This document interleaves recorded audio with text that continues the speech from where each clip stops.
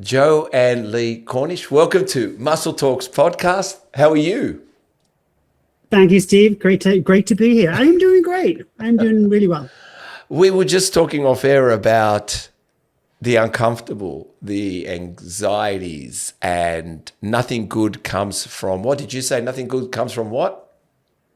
I said nothing good comes from balance. Everyone seeks balance. It's like nothing exciting happens in balance. The exciting stuff happens in chaos, in messiness, in life. You look at anybody super successful and they haven't got a balanced life. They've got a pretty crazy life.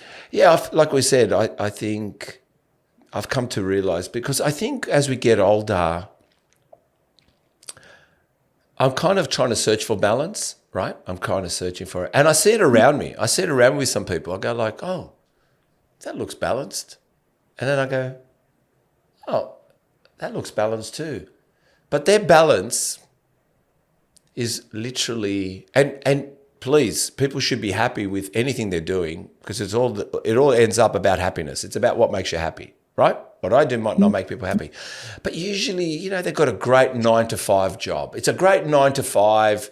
They're earning a good income, he and she, and they're ahead in their mortgage, but they're not doing very much other than not doing much. It's the same holiday destination. And what I'm saying is that works, that makes happiness, but it's not for everyone. And what I find is things that you sometimes think, maybe, should I be doing this at my age? Should I be investing so much money into that? Should I buy that? Should I do that?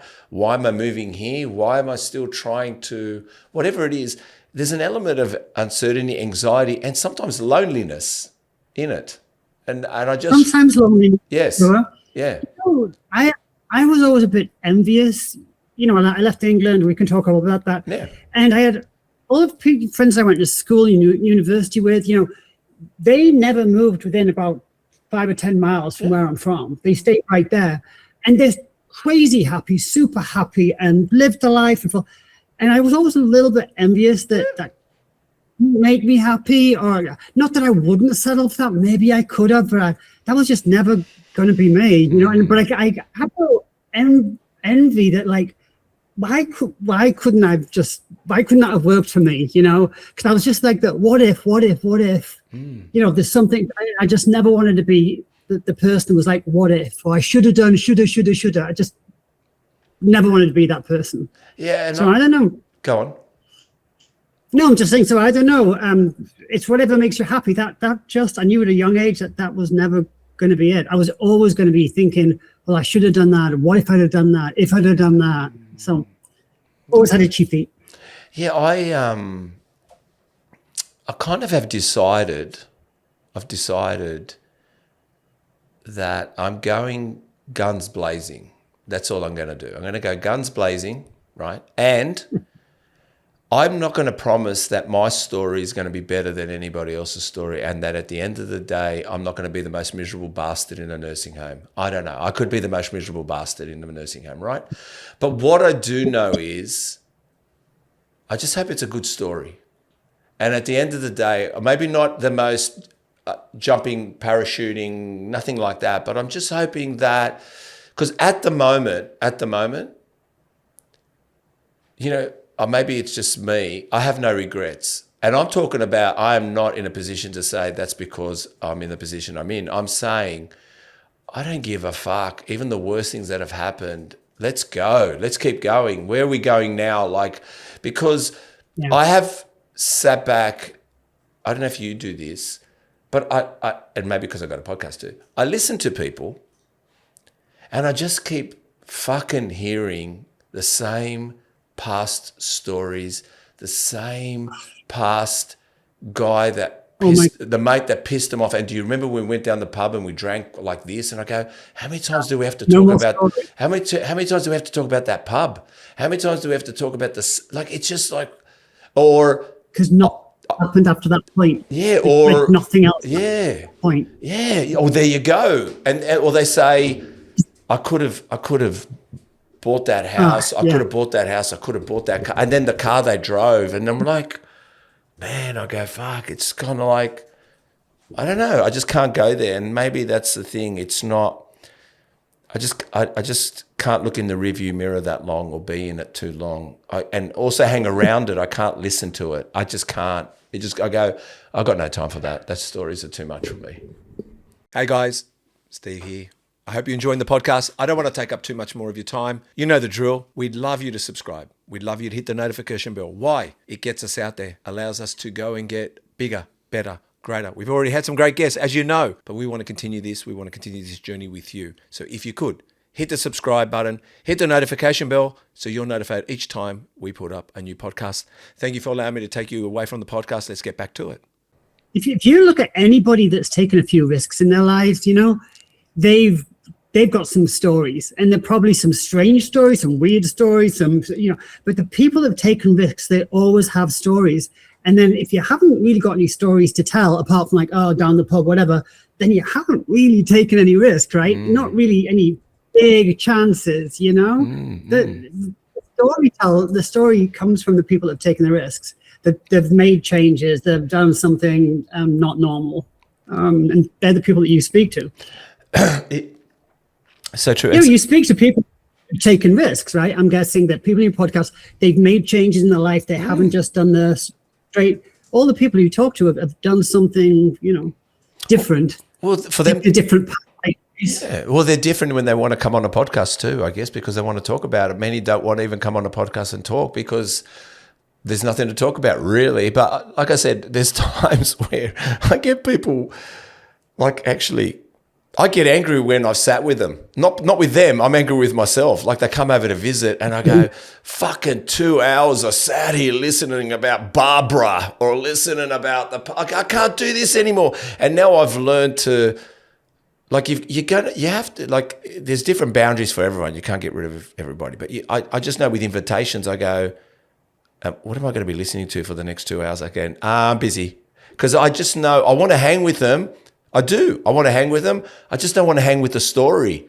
I just don't fucking want the same story. I don't want to go back. I don't want to talk about it. Isn't it kind of sad though? Because they don't have any new stories to tell. So that's their life gets kind of stopped in a way. You know, that happens when like your parents get much older and your mom tells you the same story for the 15th time, you know, because their world gets so small, they haven't got any stories to tell. But when people do it when they're younger, it's like, man, you should always have new stories. There should always be something going.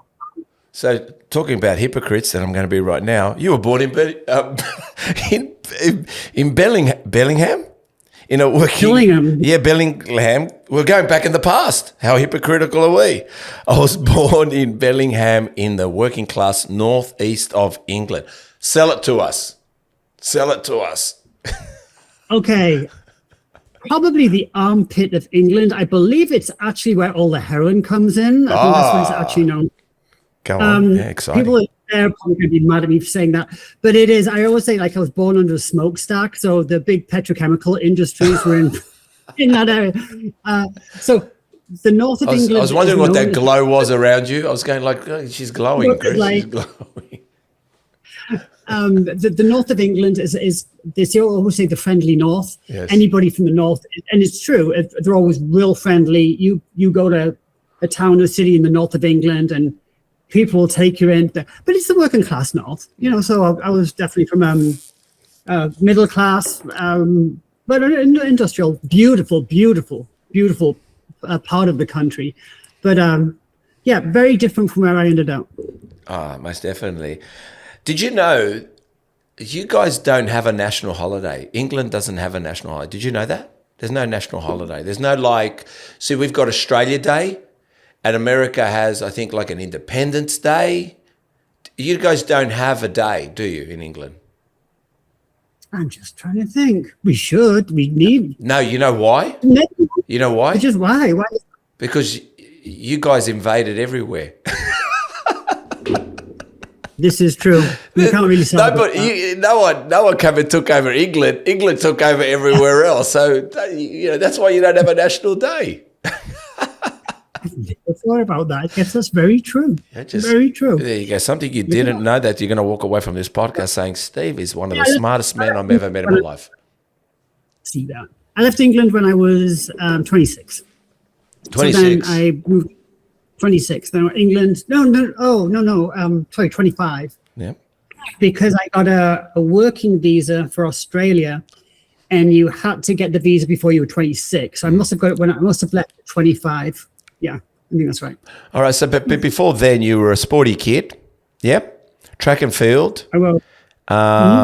You won the Victor Lateram Award twice. We don't know what that is, but what is that? What kind of achievement's that? Because Valedictorian, so it's the best athlete in the school. So right. Sorry. Look at me. I don't even know what that means. I know what it means now the way you say it. Go ahead. Yeah.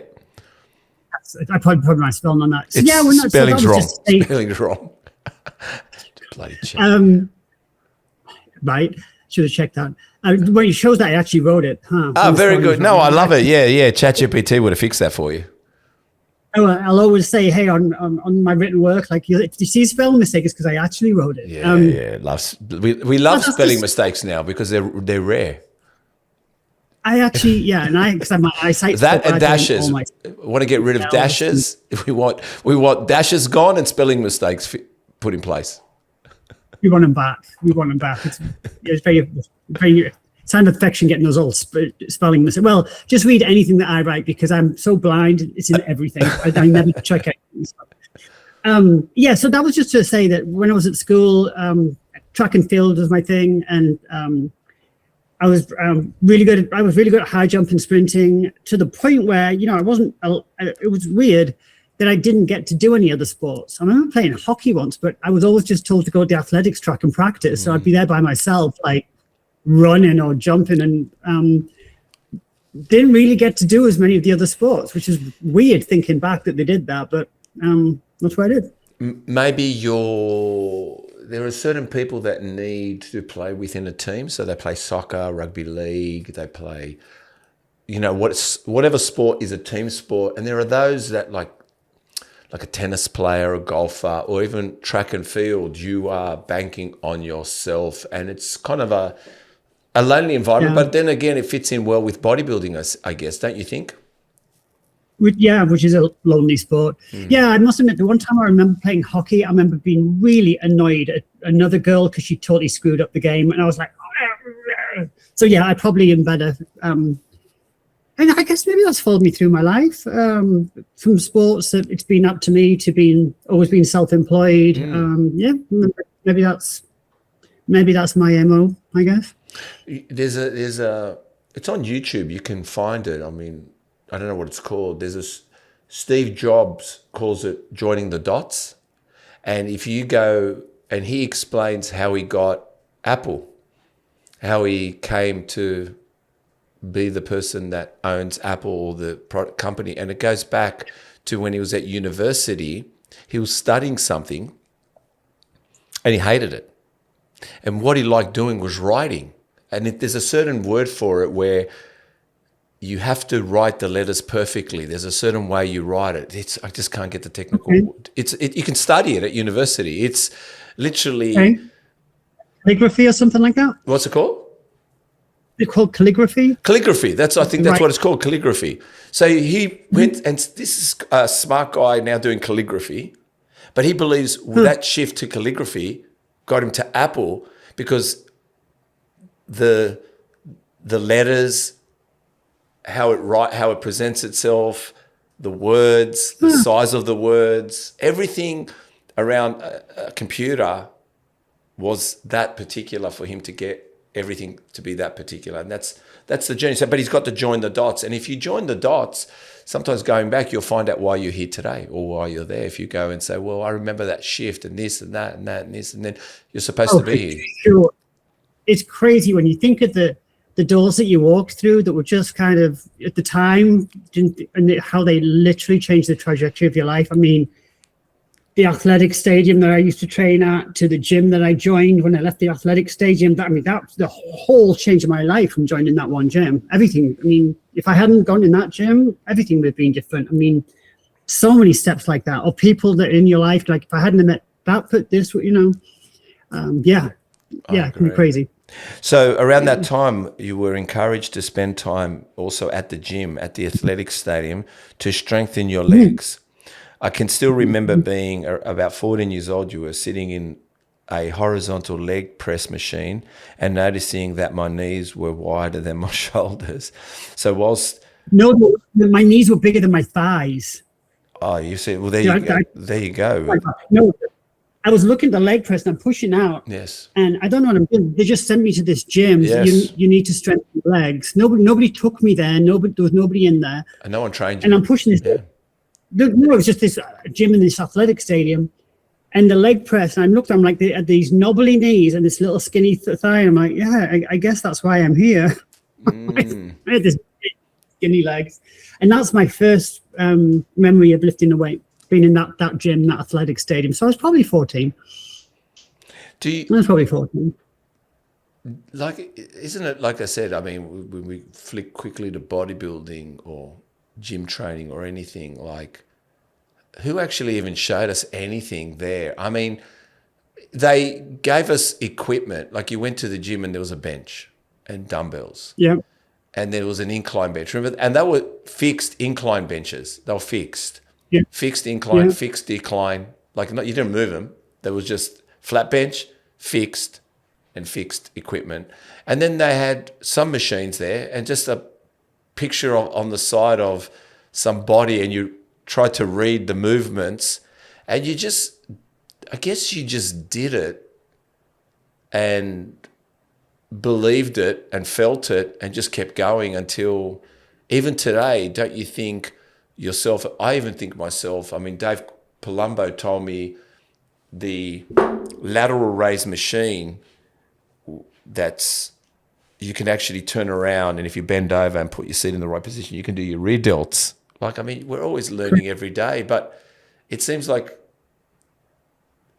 nobody's, like, what I'm saying is nobody's willing to just go there and just give it a go. They're all just predominantly saying, I don't know what to do, and I don't know if like this constant, I don't know what I'm doing, and I know they want coaches, but what I'm saying is even the coaches are making everyone feel stupid. Even the coaches sometimes make people feel stupid. You know what I'm trying to say? Where sometimes it's just. I was pretty lucky because when I joined that gym, when I left the athletic stadium, we'll come back to it, but finished my athletics, but I still wanted to play with weights, and I went to that Bill Boyd's gym. And it was the owner of that gym that just took me under his wing and just trained me. So I learned really good form. Oh, so you learned quickly. Well, there you go. I really appreciate. I saved. I mean, what can you say? 5-10 years. He took me under his wing and trained me, and I guess he saw something, and he put me in a show within 6 months. I had no idea, but he trained me so, like, the form on everything. I remember doing an overhead tricep, and he tied a belt around my arm so my elbows wouldn't. So I had this belt around, he was hardcore, but I learned really good form right from the beginning. It saved me so much time. Do you think then? Okay, all right. No, maybe you're contradicting what I'm saying here, but do you think that you were built for that? So you were built for discipline. You were built to be trained. You wanted to. Like, some people saw it in you, like people see it, they just embrace it and they go for it? I think so. I'm not saying I've got the best genetics or great genetics. My dad was a powerlifter when he was a lot younger. I definitely have the wide clavicles. I've got like a boy waist. I'm straight up and down, narrow shoulders. So I mean, I was an athlete when I went in that gym, and he was an Olympia judge. He judged the Olympia, so he was one of the best. He was judge the best physiques in the world, and he also, he was. Oh yes, he was an Olympia judge. That's right. Within 6 months of joining, he had an Olympia judge. And he also was the promoter. That's the word. Promoter of the local show. So he's probably business wise thinking, however many people I can get in my show. Yes. Yes. 6 months later, I'm on stage, not what the heck I'm doing, but. So nothing's changed. So I did say. Nothing's changed to today, getting people on stage. Still trying to figure it out, yeah. But if I hadn't gone in that gym, then I wonder, I know I would have done something athletic. I would have, but I don't know, would I have kept running or something else? Because, bodybuilding was not, that was 1983 or something. Bodybuilding was not on the charts. I had no idea what it was. No idea anything about it. Yeah. Very, very new. Yeah, no one knew where it was. It was more like a hobby, really. It was kind of like a hobby, really. I wasn't really thinking it could take you to great heights. It was just more like a hobby, I suppose. And I didn't even really, when I was first lifting weight, I didn't really get the concept that I could change the way I looked. I just like training. It didn't even enter my head that I could change the way I looked. And I remember maybe I've been training for a few months, and I scratched my leg, and I was like, what is that? And it was my calf. And I'm like, whoa. I remember I was like, well, that's kind of interesting. But it really didn't enter my head that I was doing it to change the way I looked. I was just training, just like athletics. I was just training, So that was kind of cool. it was. Yeah. At the same time, you were studying a business degree at university and building that was a bit later. A conventional career or something like that. Is that right? Firstly, you won the European Sandow, the World Championships in Siberia, the Junior British Championships, and the overall British Championship became 4th attempt. Tell us a bit about that. Yeah, so the timeline there was, so I left the athletics because the way they did the team points, it was very, anyway. So when I left athletics, it wasn't on a good note. And but I still wanted to train, so I couldn't train in that athletic stadium because I'd left the team. So I found this other gym. He put me on stage.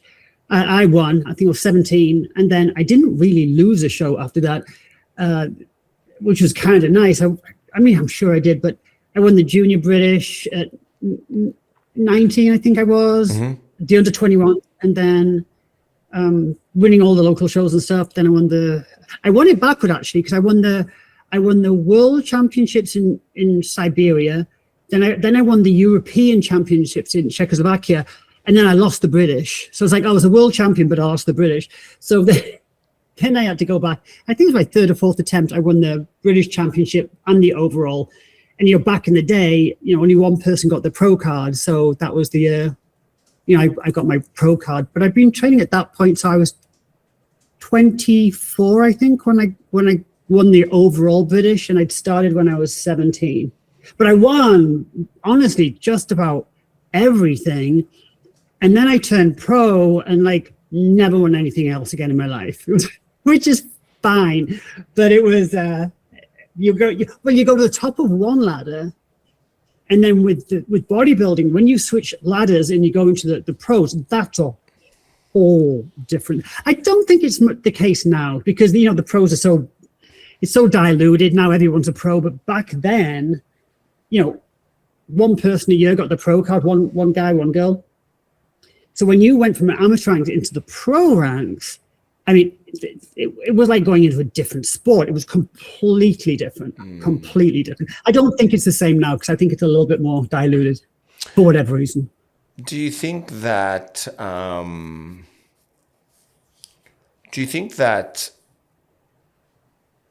no one exhausts the amateur league like they used to, and they don't see pristine as they used to in the amateur league? Absolutely. I wouldn't, I certainly wouldn't compete in that sport now. Like if I was 17 years old now, I certainly wouldn't compete in that sport. But back when, the heyday, the golden era and all that good stuff. But there's something about, when you actually win that and you've tried for however many years and you are the best in the country and you get that pro card, it means something. I mean, I don't know what's going in the sport, but I know people that have never won a show and they've got the pro card. How are you a pro if you haven't won a competition? Now, and what does that then mean? And then they have to buy the pro card. I never bought a pro card. I never paid for a ticket. I never paid for a hotel room as a pro. I mean, it's very different. And I think to your point that they all want the pro card and that's super exciting, but it would be so much better if they had to get to that pinnacle to achieve that pro card. It means so much more. Hey guys, Nutrition Warehouse, your #1 store for all your supplement needs. Visit in-store here in Australia or New Zealand, or go to nutritionwarehouse.com.au Or for our New Zealanders, go to nutritionwarehouse.co.nz, shop away, and at checkout, why not use discount code MTP15 to get 15% off all your orders. So you're telling me the reason the reason they gave away one pro card a year or to a male or female, that there was some royalty involved in it. What it gave you was, sponsorship money, people paying for hotels, wanting you to turn up to events, to be doing guest appearance, whatever it was, like you said. And it didn't involve that you needed to contribute your own money to a membership, to an annual subscription, but it gave itself a element of effort with reward for the time spent in the sport, that this is your reward at the end. It was getting the card itself. I mean, it's getting your pro card. It's not the money, it's not the paying for anything, it's not sponsorship, it's not. But when you work that hard and you're the only person in the country to get that in that year, that means there was one guy, one girl every year got their pro card. So you're the only person in the country that gets, and you've now been trained, you've tried to get it 4 times, and most people will never ever get it. It means something. That's pretty cool. Pretty cool. Whereas maybe to have a pro card now, and I'm not knocking the sport at all, but yeah, I'm sure it's nice, but I'm sure it's not the same. I'm not sure it's not the same because everybody's a pro, right? Well, the thing is, you can't be the best in your country, you know. Well, but they believe that. I think they believe it.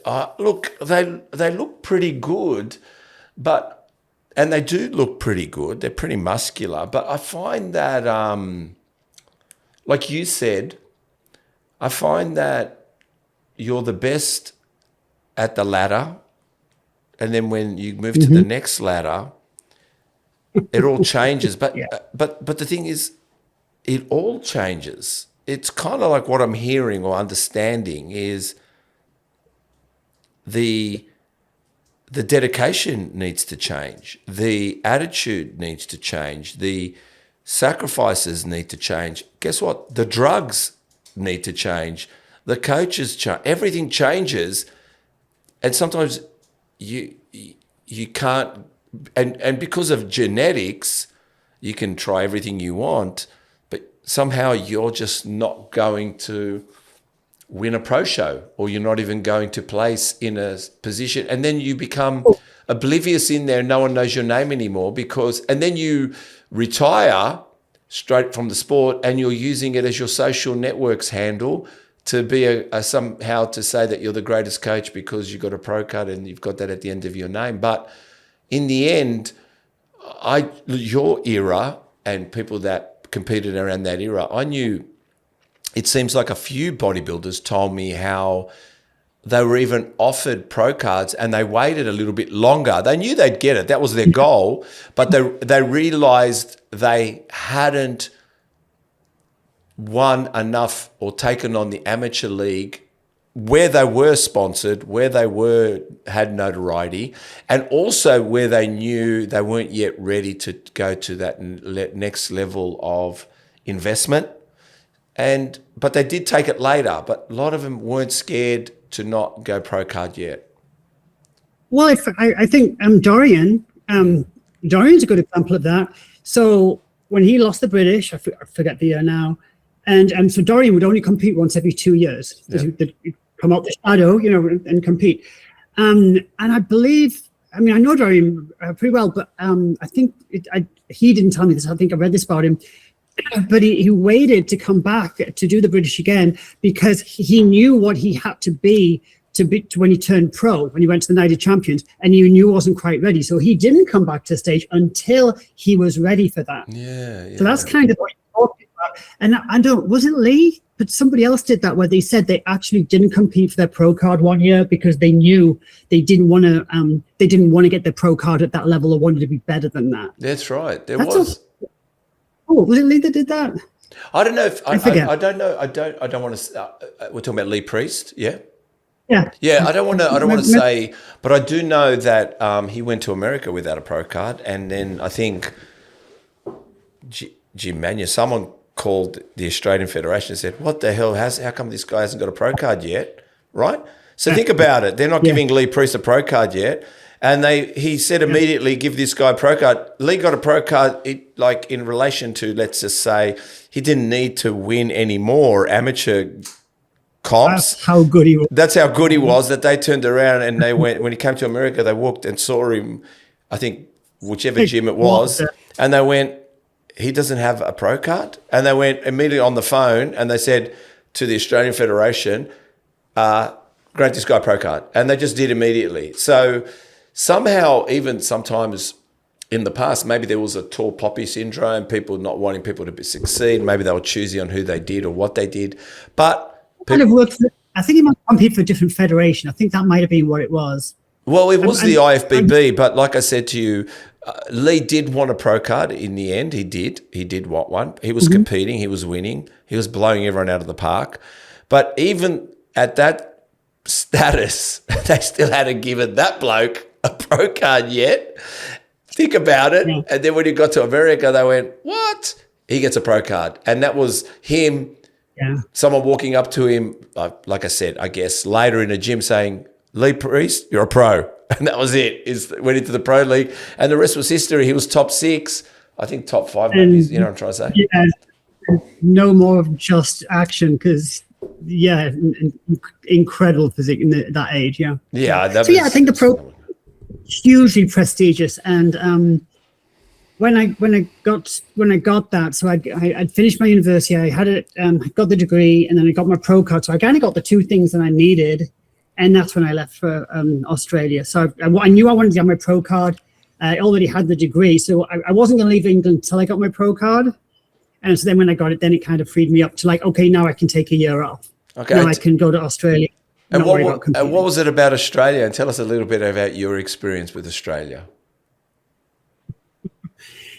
Okay. So a few things. So I worked for British Steel. I was a steel inspector and great job,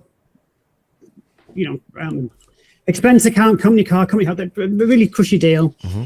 But I had this feeling in my head, is this it? Is this it?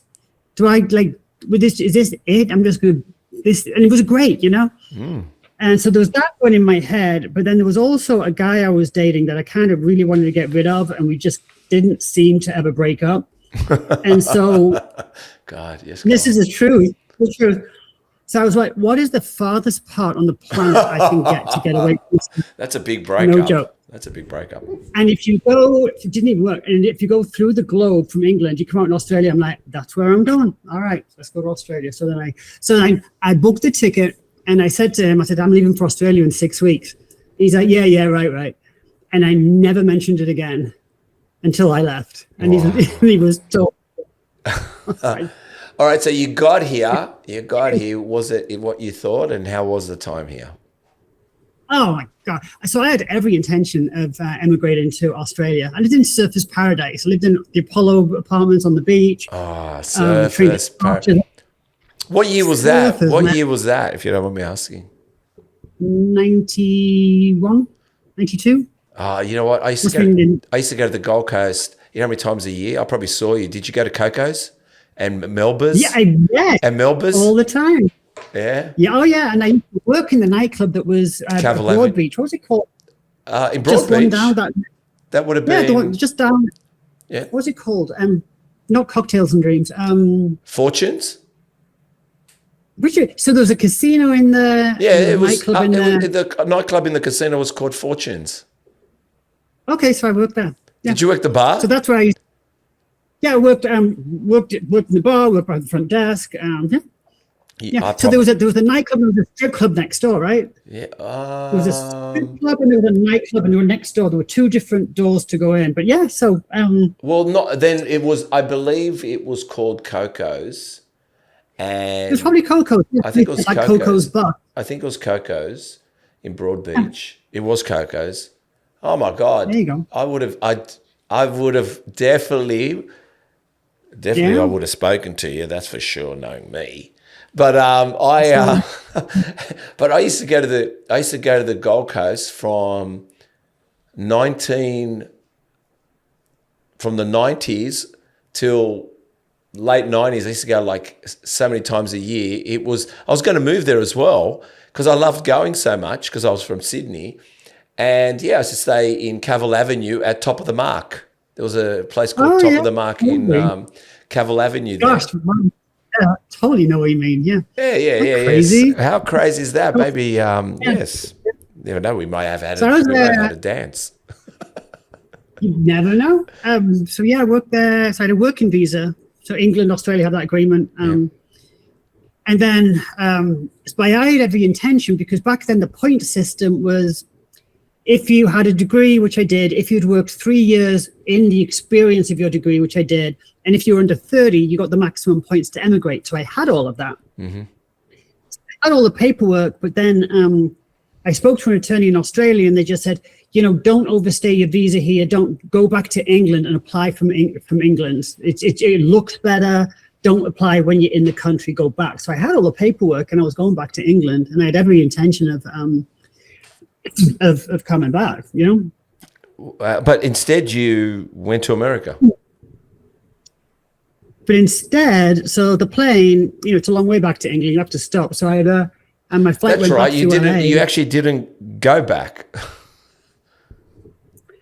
Not suggesting anybody does this. It wasn't probably my smartest, but it worked out all right. So I'm on this plane. It's November. Yep. And I'm leaving summer in Australia. I'm going back to winter in England. And now I don't have a job. I don't have a house. I don't have a car. And that boyfriend is still in touch with me. I'm just I'm going back into the frying pan. You're on the run. That's a fugitive. Right? You're the fugitive. So I'm on the plane, and I land in LA, and then I'm meant to get the next flight back to England. And I'm just like, I'm not doing this, man. I'm just like, so I didn't get on the second flight. So that's, I know it's crazy. And I don't think I'm a reckless person, but maybe I am a reckless person. So so then I'm in LA. Yes. And the one thing about bodybuilding, right? Like, if you just find a gym, you'll find a home, right? So I don't know anybody but I know Gold's Gym's there. So if I just go there, I know I'll be all right. And I knew Tom Platz, I knew Samir Bannout, because they used to come to England and train. So I knew those as friends, especially Samir. So you walk into a gym, and you're never alone, right? Well, so you're going to go to gym, and I'm like, I'll be all right. Well, I guess a gym, inside a gym, it's predominantly a safe environment. The reason being is there's so many people in there, one. And even if there's serious gym goers, not serious gym goers, there's a little bit of a safe place in there. And also some of the gym goers in there are quite protective too. So you kind of feel safe in there as well. Like they're kind of tough guys. Well, you know them without knowing them, right? Because they're doing the same thing you're doing. So you nod. Usually you smile, you nod, and it's your place, it's your hood with them in that gym. So, but you said that when you had no plan and you ended up not catching the second plane on the first night, you nearly got killed. Wasn't a plan. It certainly wasn't a plan. Yeah, but you nearly got killed on the first night, raped, or something equally disastrous. That's a story in itself. Go on. I did. You want to hear that one? Well, it's a podcast. It's just me and you right now. This is so I landed in LA. And my first thought is, right, I remember thinking, why is everybody speaking Spanish? I remember thinking that's how naive I was, right? But anyway, I get in a cab, and I've found Yellow Pages. I found a hostel, Venice Beach hostel. So I'm telling this cab driver, hey, take me to this hostel. This is the address. And either he didn't understand my accent, or I don't know. But he didn't take me there. He took me to, and if anyone's been to Venice, he took me to Venice and Rose, which wasn't the best area at the time. And it's night, and he just says, okay, you're here. And I'm looking, I don't see a hostel. I'm like, okay. He said, yeah, no, you're here. I'm like, okay. So I get out.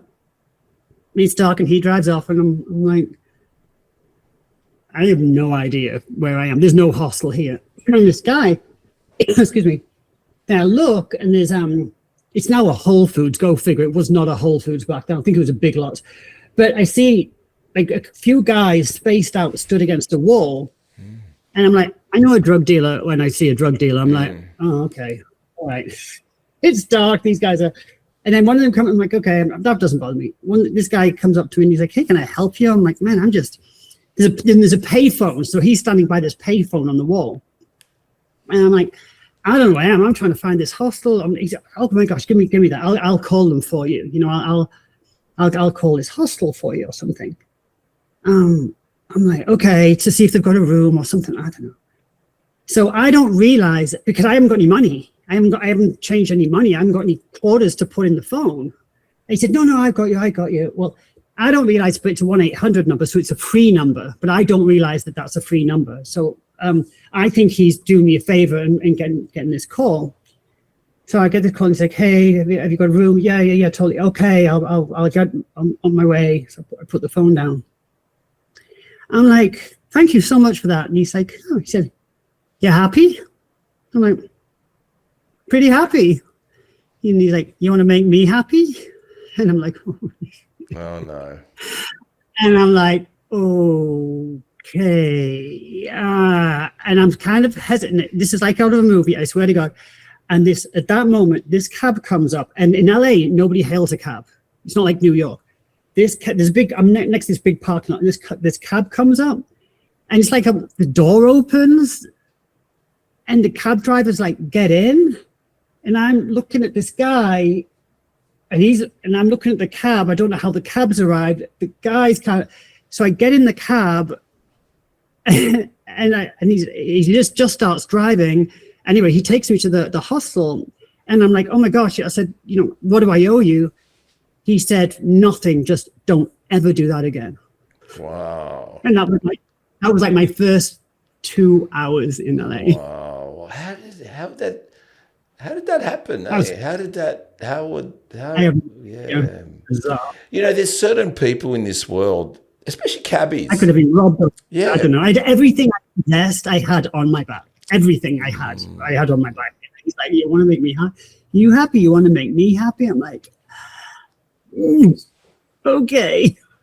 So it was bizarre. So that was my first 90 minutes or 2 hours. And I was nowhere near the hostel. The first cab driver, I was nowhere near the place. Wow. I don't know why he left me there. Well, there goes a piece of shit of a cabbie driver, but there's always a cabbie. I've heard stories of cabbies that have been knight in shining armors. Like there's somehow, I think some cabbies are seasoned to read environments, read body language. They probably know a distressed person or a person of needing something. And some cabbies, we're talking about humans, a person themselves, that cabbie must have saw something, know something. He must have been like with a backpack on my back. Like blonde hair, possibly, whatever you're going on at the time. On this bad corner, I didn't know it was a bad corner. So that's what I mean. He read it. So I've heard cabbies. I've heard stories where cabbies have become people's rock and helped them through some traumatic experience. So anyway, there's some probably bad cabbies out there, but wonderful to hear. I have no idea who dropped me off on that corner. Possibly that was the hood in Venice. In the hood. Yeah, wow. But then after that, you found so you went to Los Angeles, and shortly after that, it was the Northridge earthquake that hit in 1994. Was there a massive earthquake in Los Angeles? So I've been there. Isn't that isn't Los Angeles under plates or something there? Isn't it under a certain plates? Yeah, so they're always saying the big one. So that Northridge one was big. So I've been in LA I got there in November. That was in January. So I've been there a few months, and there's this. I'm in a hostel in Santa Monica, which we all got evacuated. Whole building cracked or whatever. The shopping mall fell down and all this, and I remember thinking, I don't really want to live in this country. This is just getting a little bit bizarre now. And then everybody was telling me like, this doesn't happen very often. I'm like, this never happened. I'm like, this is kind of crazy. Your buildings just fell down.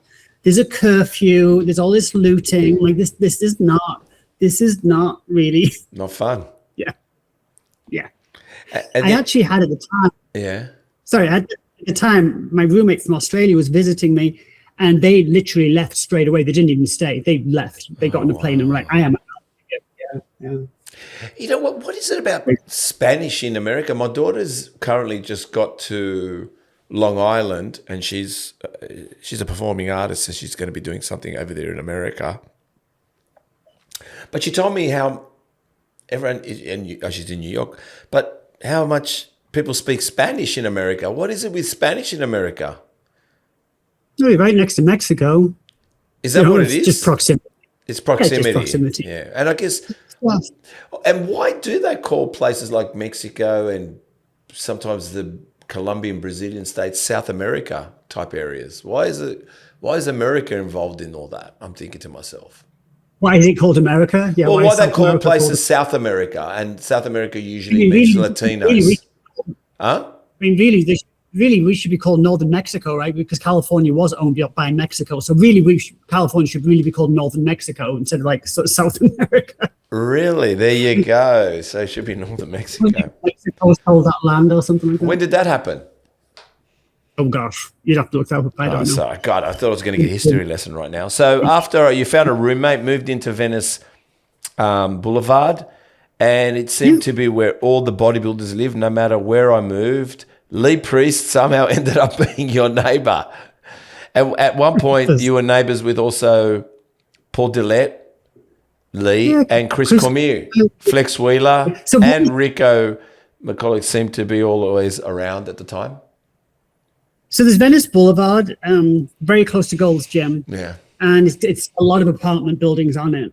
And just everybody seemed to live on Venice Boulevard. Everybody seems to live on Venice Boulevard. But with Lee, it was kind of funny because I don't know if he remembers, but I think I moved 3 times. And somehow I ended up in his apartment underneath like 3 times. I'm like, this is bizarre. No matter where I move. But yeah, everybody. So there was a real community because everybody trained at the gym. You'd be doing the Olympia, and there'd be like 12 or 15 people getting ready for the Olympia at one time. Everybody was in that gym, and then everybody kind of lived in the same area as well. Everyone was doing the same thing. Everyone was just trying to make it in the sport. Most people were from somewhere else. I mean, Rico wasn't, but most people, and Chris was from Palm Springs. But most people were doing the same thing. They were trying to make it happen. So that gym was really very, very cool because everybody was just kind of in the same position. And around Olympia time, that posing room smelled like ass, man. It was so bad. Oh my gosh, because there was so many people getting ready for that show. Yeah, very cool time. I think you even realized it at the time how cool it was. But looking back, how cool was it? I don't think the word glamorous would be the right word, but definitely it was the Mecca. It was just, and actually people around the world would purposely want to go to Venice Beach to train in Gold's Gym, to believe they took their bodybuilding seriously, but also rub shoulders with people in there. And I guess there was a moment where, Ed Connors and, the connection he had with Weeder and everybody and photographers and movie stars. I mean, it was the Mecca. It was. They created that. Well, Weeder officers were there, the photographers were there. When you competed, the only time people saw you is if somebody took a picture of you and your photograph appeared in a magazine 3 months later. Otherwise, nobody knew you existed.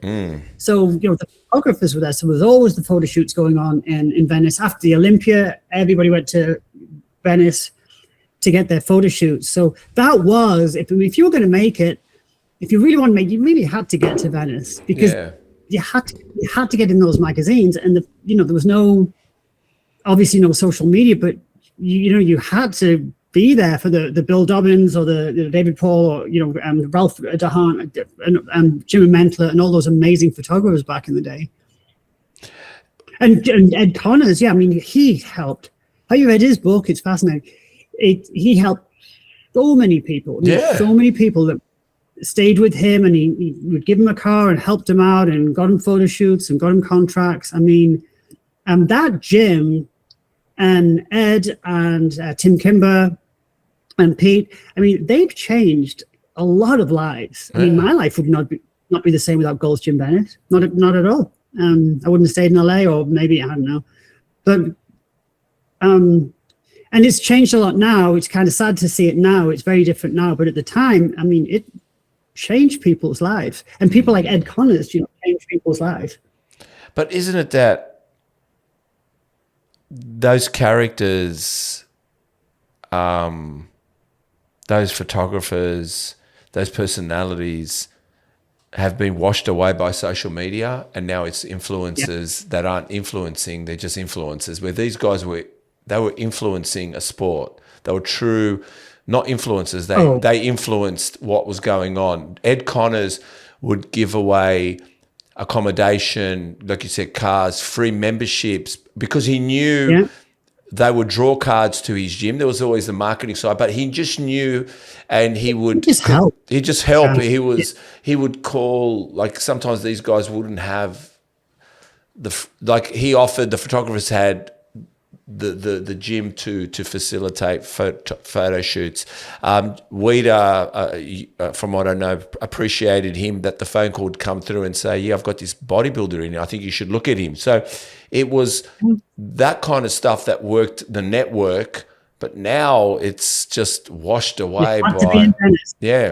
You have to be in Venice. If you could get a photo shoot with Bill Dobbins, it means, or a Jim Mentler, or like say Ralph DeHaan, then you could get in the magazines. I mean, it was everything. I mean, it was the only way you were going to make in that sport, unless you were somebody like Dorian, who all he had to do was stand on stage. And it's like, okay, now bodybuilding will come to you. He doesn't have to come to bodybuilding. Bodybuilding. So unless you're somebody like that he didn't need to be in Venice. But everybody else, that rat race, you had to be there, and that kind of changed around 2000. And then people started moving to Vegas, and then photographers kind of spread out, and then gold got sold, and things like that, and just the magazines were a little bit less, before social media, but just the internet. So the magazines started struggling. So everything changed. The community kind of got lost, I think. But tell me some of the ladies. I mean, did you meet Monica Brandt then? Is that when because you're good friends with her? So how did the Monica Brandt friendship start? I was, I want to say it was 95. We were both competing in the Olympia. I had done the bodybuilding. I just placed 7th, and she was it was when fitness started. And so this is what I say. I've never bought an airline ticket. I've never bought a hotel room. So the IFBB used to give you your airline tickets, and there's your hotel room. And never paid for anything as a pro. Wow. I mean, once you got to that pro status, it was a status. That's what I mean. Status. Yeah, it was a status. It was a status. Everything. I've never paid for a hotel room or anything like that. So the IFBB had given us our airline tickets, to get back, and me and Monica were sitting next to each other. And then she had chocolate-covered haystack chocolates. And she shared the chocolates. I always say our friendship started by the sharing of the chocolates on this plane. Yeah. Coming back from the Olympia. Yeah. And yeah, she's one of my best friends in the world. I'm so fortunate to have her as my friend. Yeah, even her. She's like an angel on earth. She's so great. Yeah, she's amazing. Was she? I'm just kind of reading the notes here quickly because. And I trained Monica. I trained Monica for her Olympia win. So when she won. So I'd finished competing, but when she won in 1999 in France, I trained her for that competition. And I remember I was living on Venice Boulevard, and she called me from France, and I just cried. And I mean, I've never cried for one of my own competitions ever. I was so happy. I was so that she at last got recognized, because she got so screwed over all the time, and she at last got recognized. Yeah. Awesome. Why was she getting screwed over, do you think? From what I know, and she would tell you, I mean, she didn't agree to sign some contracts that other girls signed. I mean, she stuck to her guns, and and she did not sign some contract. She didn't agree with it, do that, and she just got blackballed after that. It was beyond obvious how many shows she should have won, and they were just placed out. It was so obvious, and she just has such grace that she didn't ever react badly with it. And I think that's one of the reasons why she became so beloved in the sport, because she didn't ever act badly. She acted within her character, because she was so screwed over for years, ever since like 1999. I don't know, politics, whatever, but they royally. Yeah, but the thing, isn't it unfortunate? I mean, what kind of history would have shown had they just acted accordingly? But she was a strong woman. That's what it is. She's a strong woman. She's a strong businesswoman. She knew her value. She knew her worth. Yeah. And everyone wanted to pocket out of her, I guess. Yeah, exactly, because they saw this product, right? But you think, if you want somebody to represent this new sport, fitness, and you've got Monica Brandt, I mean, everything about her, right? That's the ambassador you want for the sport, right? I mean, she's perfect in every way, but she didn't play the game, and was royally screwed for a long time. Well, they know her well now. Don't you worry. Everybody talks about her, the one with the most magazine covers that's ever been. And they still, her name is synonymous to many now. Don't worry about that. So it just goes to show you she fought a good fight. She's good at what she did. So when you arrived in the United States, you were dating a friend who was dating Dennis Rutowski introduced me to an immigration attorney. NASA apparently used the same attorney, so you kind of knew everyone, one around you. Yeah, everybody knew everybody. So yeah, that was that immigration attorney. A lot of people used him, and I know NASA used him, but a lot of people used him. So you can get, once you're a professional athlete, you can get an O visa. It's somebody with exceptional abilities, and so you can get your green card that way. So I started that pretty soon after I got into America, thinking that it was going to be a really quick deal. I was thinking I was going to get that green card, and then I had this fantasy, I'm going to zip back to England and then apply for Australia, and then I'll decide where I want to be. I had this, and then the green card took 5 years, and then residency took 6 years, and by the time I actually got my residency, I'd been there 11 years. So that plan didn't go. And then you entered the Canadian Pro and you placed 4th. And I think I played.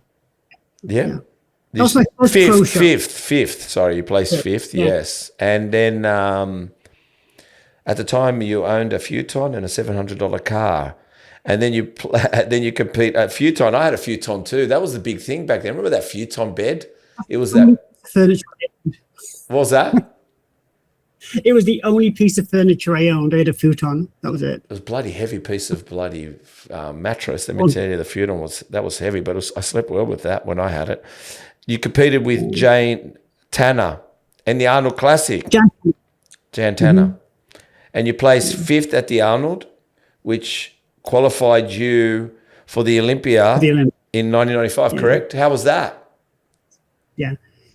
So that's so I got in by the skin of my teeth, right? Because usually you have to come top 3 in a show to qualify for the Olympia, but the Arnold is invite only, so it's the top 5, and I squeaked in at 5th, and I got into the Olympia.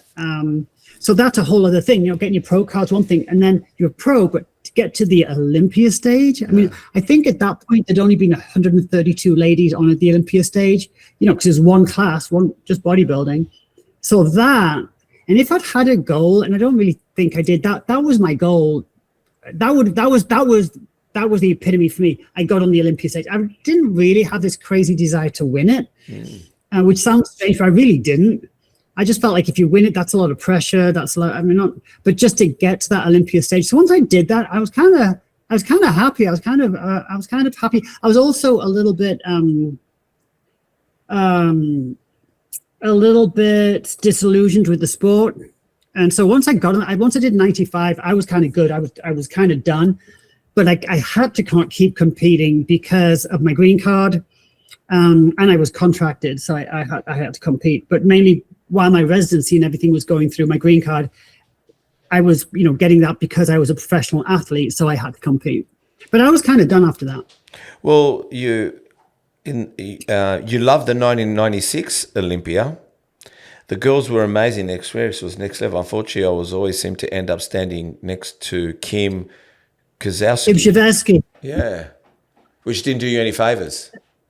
The best physique in the world. She was like, insane physique. And I kept getting called out next to her. Like, you pick your numbers up. Really? I have to stand next to her again. Yeah. She was phenomenal. My gosh. She was, like I said, they were just on a whole other level. I mean, I did well. I came 7th. But that was a whole other level. What was, I'm not even sure I wanted to do that. Yeah, I did. So 95, the Olympia. Mm-hmm. I liked my look, all the top 10 girls. Loved everything about that show. And it was so strange. This is just my recollection of it. Within a year, everything changed. Like everything changed. The lineup was not the same. The standard was different. And I just, the look was different. It was so much bigger. I was one of the biggest girls there. And I didn't like it. Do you think? And I knew I didn't want to run that race. Can I just ask? And I think I do recall with the women, though they did and didn't. Performance enhancing drugs wasn't front and center so much, was it? A lot of women did try to train naturally there. You know what I'm trying to say? But maybe the next level was starting to change. I don't know. But tell me about performance enhancing back then for women. So. Yeah, so there's for the women and the men, right? If I think back to bodybuilding in England, and I was first exposed to that there, but you can remember that was legal then. Yeah. I mean, it wasn't even against the law. You could possess up to £400, the currency, of whatever for your personal use. It was legal. So then. It wasn't necessarily bad, Yeah. People would. I remember going to Russia Siberia, Russia for the World Championships, and the fans gave me bags of drugs, bags. And I didn't even know what this stuff was, and I just gave them to that boyfriend, that guy. Yeah. I gave him and I came back through the airport with this stuff, put it through the conveyor belt. I mean, it wasn't illegal, so you made something that wasn't bad. I was exposed to it. Wasn't really. I didn't really need it at that level. I didn't really need to do that. But then they turn it around to make it legal. Now it's bad. You see how that was kind of weird? Like, now we've been doing. Now it's bad. But what happened with me? What was the shift for me? Was it was 1994, and I was at the Olympia. I wasn't competing. And I was sitting with my friend, and his girlfriend was Denise Rakowski, who was very famous. Honestly, one of the best physiques ever to come out of female bodybuilding. And it was his girlfriend, and he had the same immigration attorney. That's how I knew him. He had the same immigration. He was German, and he was saying to me, so we're sitting, we're like in the back row or something, watching the Olympia in '94, and he's saying, Joanne, why are you doing this sport? You're never going to be good. You're never going to be good at it. Why are you wasting your time? And I remember being really offended. Like, man, I'm doing my best to you. Yeah. I remember being kind of disheartened. And he said, no, I don't mean it like that. And he said, see her? And she was on stage. He said, see her? Yeah. He said, I've spent $60,000 on her, Joanne. He said, I've spent $60,000 getting her ready for the last 2 shows. He said, tell me, what have you spent? What have you spent? And I used to keep a little journal, bikini, tan, and it was like $800. Right? And he said, "What are you going to do?" He said, "If she wins this show, she'll win $30,000. I've spent $60." Right. He said, "What are you doing in this sport?" And I remember that I was just like, I felt a little bit like an idiot. I felt like I was running track with no shoes on, and then it kind of takes the wind out of you, because that's like that shift in America where it's like, oh, this isn't what I'm used to. This isn't the same sport. This is a whole different thing. And that really shifted me. It really stopped me in my tracks. I'll never forget that. That changed everything for me. And I just realized like what was really going on, and I wasn't even. I mean, how I was even competing with these girls is insane. You know. So then you realize, like, hey, you've got your line in the sand, but some people have drawn that line way out. So you got to make a choice here, right? How far are you going to go? You've already crossed the line, but how far do you really want to go? You want to go 60,000? I mean, you know, it was so out. It still bothers me to this day thinking about it, just like, man, all that training, all competing in England and Europe was so much fun. Yeah. Competing was so much fun. And for me, once I got to America, I loved gold. I loved training there. I loved being there. But the competing was not fun. It was really lonely. Yeah. Well, was prior to that performance enhancing drugs so apparent for the females, or not as much as what it is possibly what I'm hearing today? I don't, like I said. My guess is it's way worse today. Yeah. I mean, my guess is, and I think from what I hear from the guys, that it's so that the real problem there, right, is, and you know, it's kind of funny because then people would look at it and it'll be, oh, drugs, steroids, oh, shame on you, or scandal. And now the very same people have like 9 peptides in their fridge and they're shooting themselves up. I mean, it's kind of ironic, isn't it? Where everyone would point the finger now, until you're offered something that will give you your dream. And then, you're not different from anybody else. So I think it's kind of ironic right now that there better not be any judgment anymore because, you know, everybody's doing these peptides now. So it's like, you're no different. When somebody offers you the holy grail of your dream, what you want to achieve, you're no different from anybody else. Yeah. No. Yeah. So I think has leveled the field. But with the ladies, I just hadn't realized. I did not realize the extent. But I think now it pales in comparison to, I mean, the bikini girls. I mean, that's insane. That's insane. But I'm not knocking it. But I think the danger there lies, and thankfully more people have access to blood work and actually monitoring all that stuff. So hopefully they do that. But it's the I didn't need to stay in shape all year round. I could gain 20 pounds. He's going to see me. But with the social media, I think the pressure to be in shape all the time and competing all the time, that's super dangerous. I mean, I maybe competed 3 times a year. And 12, 15, 20 times, I mean, dang, that's not good. Yeah. No. I mean, the people in my era, you know, all the people that die, all the bodybuilders that died. So a lot of, I always say I know more dead people than I do alive. So a lot of the guys, it was no women died. It was always the guys dying. But why? You know, they would die. I mean, I assume just the guys, it's way more excess, the damage done, what they needed to do. But think about it. Those guys back in the day, they weren't competing that much. You know, they weren't competing that much. So but now, I mean, people are competing every weekend and they're staying in shape just for social media. So the body never gets a break. So my point is, the people that some lovely people passed, you know, from body complications of bodybuilding, but it's going to be way worse with this generation. It's going to be worse. You know, at least back in the day, they died in their 40s or 50s, you know, decades later. But it's the amount of shows they do makes me cringe. How like, just not worth it, is it? It's just not worth it, really. It's, yeah. I mean, it's just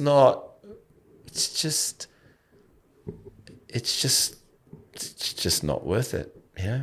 Like, it doesn't. But when you're in it, think about that all of a sudden you get a body and you get a body in this, and with that you get an identity and you get friendships, you get camaraderie, and you've got the social of this. It's not just the visual that the athletes are getting today. They've got a whole identity. And I think it's the psychological aspect that is really damaging. I personally, when I was done competing, I was so done. I was a year over being done. I had no problem at all losing muscle. I was so ready for it. But a lot of people, that's hard. That's really hard for them to lose that identity. It's a shame. And you feel like you're invincible. Yeah, but it's a shame, isn't it, that I don't know. I just find bodybuilding. I still find bodybuilding healthy, right? Myself. And I find it's probably the best longevity tool you can ever be on. But like, I just can't believe the level of abuse. Meaning, why I say that is because for me, being 57 and doing it for 3 to 4 decades, I mean, Dorian Yates said this once, and it makes sense. Whatever you build chemically, once the chemicals are gone, you lose it. It's just not going to stay because you're enhanced, and enhanced is enhanced, right? It is. But when you build predominantly natural, and think about it, it's like frowned upon natural, like why are you wasting your time? Why are you making it so hard? No, it's like building a house with the right foundations. It's one to last, right? And the other thing is, I could lose 5 kilos and I could put on 5 kilos, which in pounds is different. And I'm not going to look drastically too different, but sometimes with bodybuilding, you've been 15 kilos heavier, 10 kilos heavier, and then you're not on the cycle and you're down 10 kilos, you look dramatically different. And I think they're not staying in a good holding pattern. It's like, no offense to anybody, no offense here, but I know I'm 57, right? And I know guys when I was in my 20s, they were apes. They were big. Like I looked at them and went, oh, I do not compare to these guys. These guys are fucking awesome. Now they're 57 with me and I go, and they're not training anymore, and they smoke and they drink. And I look at them and I go, I guess I win at 57. I win. So in other words, the game to me is like a longevity game. Like I just keep wanting to be a contender, but it seems like just going too extreme. This is a long game, this bodybuilding, and not everybody keeps going to the gym. And there's years where you don't go for 3 years. There's business, family, but you always want to go back and rediscover yourself, but you don't have to do extremes. I'm not much different to my 20s. Sorry, go on. I think what you find, Stephen, is the people that are good at it, and obviously there's exceptions, but they're not doing the extremes. It's the people that are not that good at it that are doing the extremes, honestly. And the people at the top of the sport are not, it's people lower in the sport that are actually really doing the damage. But if you look at bodybuilding, it's incredibly healthy. Look at it. Training, cardio, eating super clean. I mean, everything about it, every aspect is super clean. And you throw this in and they get judged and they get slammed for it. It's like they're living this really, really, really awesome lifestyle. And if they tackle this sensibly, but the extremes, I feel like going back in the day, the people who were doing extremes, they didn't do as well. Actually, the people she did less and were a lot more knowledgeable. Actually, I mean, did you see just what happened at the Enhanced Games in Las Vegas? I heard that they didn't break records. The natural athletes won. Yeah. But that was that. So what does that tell us? Some people can be as enhanced as they want, and it's a tool. It's Of course, that stuff works, but it's not like you don't create a physique from that. That there's still the hard work and the discipline, the consistency. And so I hate it when somebody just gets tarnished because of that, when they've got all this, they're doing everything else like pristine. And when they get caught up in that and maybe they go too far with that, that's a shame. But I do understand how it happens. If you're in that world and you're competing all the time and that's what you're surrounded by, that just becomes the norm, that becomes the norm and it becomes your identity. Thankfully, never was that was never my identity. I actually disliked that because when I was in England, I was Joe that competed, but I was also, the steel inspector. I did other things and, that wasn't but when I moved to America, I was now Joe the bodybuilder. And that was, it's kind of a boring identity to have, that's all people to me about, like, how you live, what do you bench, what do you eat? And it wasn't like that when I was in England. But generally, bodybuilding is an incredibly healthy sport. Yeah, like I said to you, I enjoyed, like I said, I used to go to the Gold Coast to party, and I had a great career. I enjoyed bodybuilding, and then my profession got me tickets to book a hotel in the Gold Coast for 2 weeks, and I went up there and I partied and I drank, took Eckies, ate at Charlie's and had a steak Diane. And what I'm trying to say is, I'm not saying the Eckies is part of it. I'm just trying to say that bodybuilding didn't take over my life. It was part of my life as everything else. But what bodybuilding allowed me was to show up in my best version. So I turned up ripped in the summertime and I was waxed and it looked nicer. I put the work in to enjoy myself, but I wanted to have fun. I was 21 years old, 22, 23. I just wanted to enjoy life. And bodybuilding also, I went to Europe for 12 weeks. Before going to Europe, I was shredded and prepared. But when I went to Europe, you try going to the Greek nightclubs and you're not drinking, Johnny Walkers and, eating gyros or whatever. I don't want to call it, they're different to kebabs, but they're nearly the same. But what I'm getting at is, and it also allowed me to hold on to some kind of physique for 12 weeks, even though I really didn't train that much, but I knew how to eat. It just allowed me to go and have a good time without so much sacrifice. I just think nobody. This is a long, long journey, man, and it's not supposed to take over your life. It's supposed to be part of it, and at the same time, I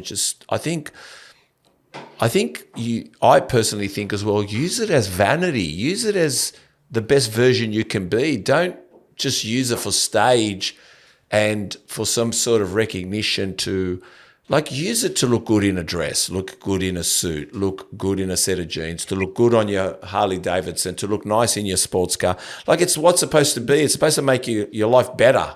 It's supposed to enhance your life, not lose yourself, be enhanced by, then you just can't enjoy life. The last thing I'll say is, I don't know about you, but not many people knew much about Tupperware. But we just knew how to eat, how to go out and find it. We just knew environments. I don't know. We just knew where to go to get food and how to, without measuring it all the time. But today, literally, people think that a night out on a Saturday night, they've ruined everything, and you don't realize no, it's because you did shit for 6 days. And you weren't prepared for that night out or that wedding, or you weren't prepared. You did engage for a couple of hours to be somewhere. What happens, isn't it? It's like when you hold on to something too tight, it breaks. Yeah. And they're so wound up that they end up crashing and damage gets done. So back in the day, because like I said, there wasn't the social media, wasn't camera. Like if anyone saw you, it was only if you appeared in a magazine. We did get that break. You got the computer, you did get the break, and believe me, we all did have a lot of fun in the off season, and so we did get that break. Off season was great. Yeah. I mean, you would be back in season. It was fine. So I think that now they don't get that break, and there's a level of anxiety that goes with that. Right? Yeah. How's that saying go? I always say it to my clients, like you have restriction and restraint, and you have recklessness and you have restraint, both of which cause anxiety. And in the sweet spot, there's an ease and the joy. And I think if you can get in that center spot, you're not in recklessness and you're not in complete restraint. There's a sweet spot, and I feel like I found that in the sport. It sounds like you found that in the sport. Like you took it up a notch for a show or whatever, and then you could have. But I think these days they're just so either super reckless or that they're just so in such a plate of complete restraint, always being in shape, always competing, and that's just both places are very anxious. I'm just grateful that, for me, I'm grateful that bodybuilding keeps me a level of discipline. Like it has not allowed me to go out to abuse alcohol, to abuse drugs, to abuse anything. Even as I age now, to be more responsible. But the bodybuilding is like my safe haven. Like I'm glad that and when I go out to dinner and I'm at a place that on the weekend I had tiramisu, I make it myself, but I never had one that was made with hazelnut. So someone used hazelnut and chocolate, which is like a Nutella-based tiramisu. Yeah. I have no fucking regrets embracing something that was where I went and had it and knew who made it. But I mean, if I told you my whole week before that was poached pumpkin with green beans and fucking turkey mince, I mean, how boring is that for my whole 6 days that I got to sit and have for a moment a nice tiramisu? Guess who's going back to pumpkin, green beans, and turkey mince for the rest of the week? I am, but I'm not. It doesn't hurt me because I like the poached pumpkin and all that. I love that food, but I also like going on food safaris or experiences or enjoying without abuse, without abusing everything, without abusing alcohol. Like, I don't, but I think everyone just is extremes now, like you said. Yeah, I think bodybuilding's been good for us, and I haven't competed for decades, but I'll still order a meal and I'm still doing the protein count in my head and look at the carbs compared. We'll always do it. Right? We still have body dysmorphia. We all go through all this. Yes, it's all part and parcel. We're just always doing the food thing where that stays with us. And then the older we get, especially for the guys, that a lot of them, they realize they have to get smaller. Size isn't what you want as you get older. They have to come down, and the really successful ones realize that, and they trim down and they look fantastic. They still look not, but it's when they're getting into their early 50s, mid 50s or older, and they're still trying to be like 240 walking around. You're like, God, you gotta let that go for many reasons. Yeah, go. Yeah, and the ladies, there's many ladies like that, but you have to. Muscle is good, but you have to let that weight go. Well, then my husband, he's 40, but he had to come down. He's I think that what is he? He had to come down. Yeah, come down a bit of weight. Yeah. Yeah, at one point he was 260, and I never liked that. But then he was always walking on 220, 230, and slowly he comes down. Then it was 205, and now he's like 190 or something like that. And that's at 61, that's where you should be. Yeah. What's that in kilos? What's that in kilos? Ooh, 2.2. What is that? What is he? He's 181, so 90 something. Yeah. That's about right. How tall is he? Jake, he's 6 foot. Yeah. See, that's about right. That's the right way. Jay Cutler brought it down. Dexter Jackson, all of them. They all, and it serves them well. Yeah, Dorian, they look amazing. Yeah, amazing. So they're where it's worked for them, right? They took it to an extreme, and they make it work for them. It doesn't have to. Yeah, I just the ones with less experience and less knowledge, I feel they're the ones that get really sucked into the extremes, and they're not the ones that are they don't have longevity in the sport. Yeah, well, when we these guys would compete for decades. Like now they don't compete for decades. They're done in 5 years. And they competed numerous times, even sometimes during the year, the Grand Prix.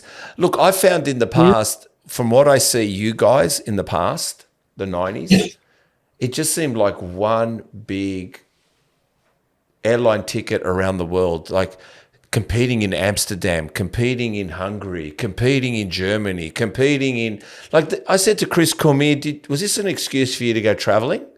Like even everybody's where they were traveling. I mean, think about it, how they were treated as pro, like it was just incredible. But also think about that, because that's what it looked like on the outside, but think about that, because they did the Olympia. So they would do the Olympia, and I forget the show that was qualified before that, but they did the Olympia, then straight away after the Olympia. So imagine what you put your body through to get on the Olympia stage. Then straight after, they had to go and do the European Grand Prix and do 10 shows in 2 weeks. And that would have been a problem. Imagine how difficult that was to do the Olympia and then fly to Europe, and then you're competing every, was it 10 shows or something like that? I mean, gosh, how some of them, and maybe they didn't get really sick doing that. I mean, that was not a smart way for them to design that for the athletes. I never did it. The women weren't doing that European Grand Prix, but that must have been so difficult. Yeah, I can. Trying to stay in shape. Well, they got to see some countries, but yes, I think depleted and hungry wouldn't help them. I don't think that would have been such a great experience. No. And then doing photo shoots in every country. Can you imagine? Competing, doing photo shoots, getting paid to do the next show. I mean, crazy. And cuisine is so different, and trying to balance everything out accordingly. It's incredible. So 1996, you knew you were done. You were in a lineup. Oh, yeah. You remember on Saturday, I think you just mentioned that, and you worked over to Mike Christian and said, I'm done. He thought I was upset, but I tried to talk me out of it. I wasn't upset. I was relieved. That was it, eh? Yeah. Like, no, Joe, don't feel like that. Don't feel bad. You can come back next year. I'm like, I am done, Mike. I am so done. Yeah. And apparently after retiring from bodybuilding, that's when your personal training took off dramatically. Yeah. I'm not sure whether there was any correlation between stopping competing and growing the business, but I was all in. I was training at Gold's Gym. Well, basically, I think either you're getting up 4 a.m. or there 4 a.m., starting at 6 a.m., and the whole 6 days in Los Angeles, and all your clients, including actors, models, and LA personalities. So I think I thought, I was training people when I was competing, but I think I thought in my head that like maybe they trained with me because I was a competitor, and I was in the Olympia and stuff like that, or in the magazines or whatever. And then when I stopped competing, my business like tripled. And I was like, oh, nobody actually cared at all. Yeah. It like tripled. I was so slammed. I was so busy. That was kind of interesting. So I don't know if there's a correlation there. Maybe I didn't realize it, but I was maybe too obsessed with the sport that I wasn't focusing on my business enough, or I don't know. But I was slammed for a long time there, yeah. And in 2007, everything changed. You lost roughly half of your business overnight. I think it was because of the financial crash, correct? Yeah, so 2007, I was going through a divorce, so that was awkward. Yes. Awkward, but so I'd moved out, and I had a lot of competitors. So I had a stable full of these girls competing a lot, and they all competed trained 3, 4, 5 times a week, and I trained a lot of them. And then in 2007, I think what happened, it was September, and I remember I almost didn't want to answer my phone, because every time I answered my phone, it was some girl in tears canceling me. And I mean, it was nuts. Like in one weekend or something, 50% of my business went, if not more. And what I realized, that the boyfriends and the husbands that were paying for these girls, that was usually the case, their business was starting to get hurt. They were starting to feel the economy. So I was the slack, right? So I was the girls' trainer. I'm the first, and they're spending all this money because they're training like 3, 4, 5 times a week with me. I was the first one to go. So I got slammed in 2007. Then I had just picked my business up And then the economy went down in 2008. So I was kind of recovering when everybody else went down. But it was in 2007, I was like, I will never train a competitor again. Not because I don't love them, but I'm like, I will never do that again. They take up way too much time. And I never did. I always refused to train. Unless I was, I'd be training somebody, then they decide they want to do a show. And I'd always be like, God dang it, you know. But apart from that, you knew I don't train. Well, I just let you. So I did have a few of those, but yeah, I stopped. Never trained a competitor since then. And thankfully, yeah. But then you decided to start. Well, you started to you kind of pivoted into nutrition business. So yeah. I had become an absolute nerd when it came to nutrition, metabolism, and body composition. To be honest, after stopping competing, I had my own struggles managing my weight for a while, which made me even more fascinated by why the body does what it does. Yeah. So for all those years of competing, I was either on a competition diet or I was off season. Right? So my in shape, I mean, that was just normalized, almost celebrated. And then, but I didn't like it. I didn't like that off-season look. But it wasn't until I finished competing that you can't really control it. But I've been studying a lot about nutrition. I've always been a bit of a geek on that. I literally read paper, the clinical nutrition, I love studying that stuff. And I really wanted to understand controlling my own body weight after I finished competing. Like, how do I get to a place where I can just sustain this? So I'm a complete nerd with that. I'm very, very good with body. I'm very good with body composition. But because I was so busy training people, I didn't really have it in my business. So when my business went down, then I started the nutrition business, and that really took off because it's just the truth. Most trainers are not good at nutrition. They're not. Most trainers will give somebody the chicken and rice, egg white. They'll just give them the diet they've used. They don't really understand body composition, and I really, really do. So when I started that business, that really took off. And then over the years, that shifted to be really pretty big, yeah. Well, right now, it seems like every influencer is wanting to shift from being a bodybuilder to now a fat loss expert, nutritional expert, and they're all doing some kind of similar PT, back of the pack type nutrition courses that allows them to say a word that makes them seem experienced. And now everyone likes to show off how you can mix, Tim Tams with so-and-so and so-and-so and count calories. Like what's happened now? I mean, that's the big flex, the big influence. Not even personal trainers are as popular anymore. Showing a bench press doesn't work, but showing that you can eat hundreds and thousands, but fairy bread and fit it into your diet seems to be the new norm. What is this about? Let me show you a way where you can still eat crap and you can still eat the foods that make you fat.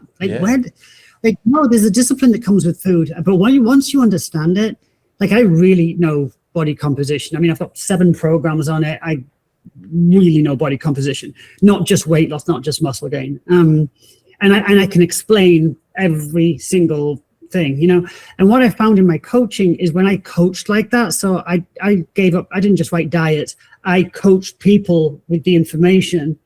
And then what I found real quick was people wanted to know the information. And if you really help people master the skill, give them the information they need, they will make better choices themselves. Just telling them to do whatever doesn't, but once they understand it, then, because, it really is a skill. I mean, body composition is, and I think people always think they can wing it. Like, oh, I'm going to follow a diet and lose weight. Or I'm going to follow this diet and gain muscle, but without understanding it. And Stephen, it's a little bit like saying, oh, here's a piano, play it. It's like, out. You need lessons. You need to master the skill. You know, maybe somebody could show you how to make a tune on the piano. It doesn't mean you can play the piano. You know, following a diet that they just handed you, but if you don't understand it, doesn't mean you're any good at body composition. It is an absolute skill, and it's a fascinating skill. And people don't know it, and they certainly don't coach it because it takes a little bit of time and a lot of effort to coach it. But what I found is people are very interested in it. They actually do want to know the whys and the hows and and that's why my programs have been so successful, because people actually do want to study this. They do want to understand it. Yeah. Well, I'll ask you, are all calories the same? No.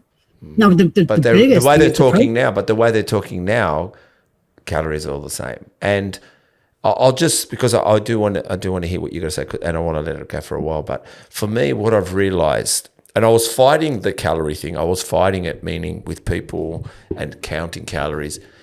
The only thing I found that fascinated me, that now I embrace more so with helping with body composition, like you said, was how interesting healthy food is, but how it's different in nutrition and different in calories and different in everything. Like protein in the different meats is so different.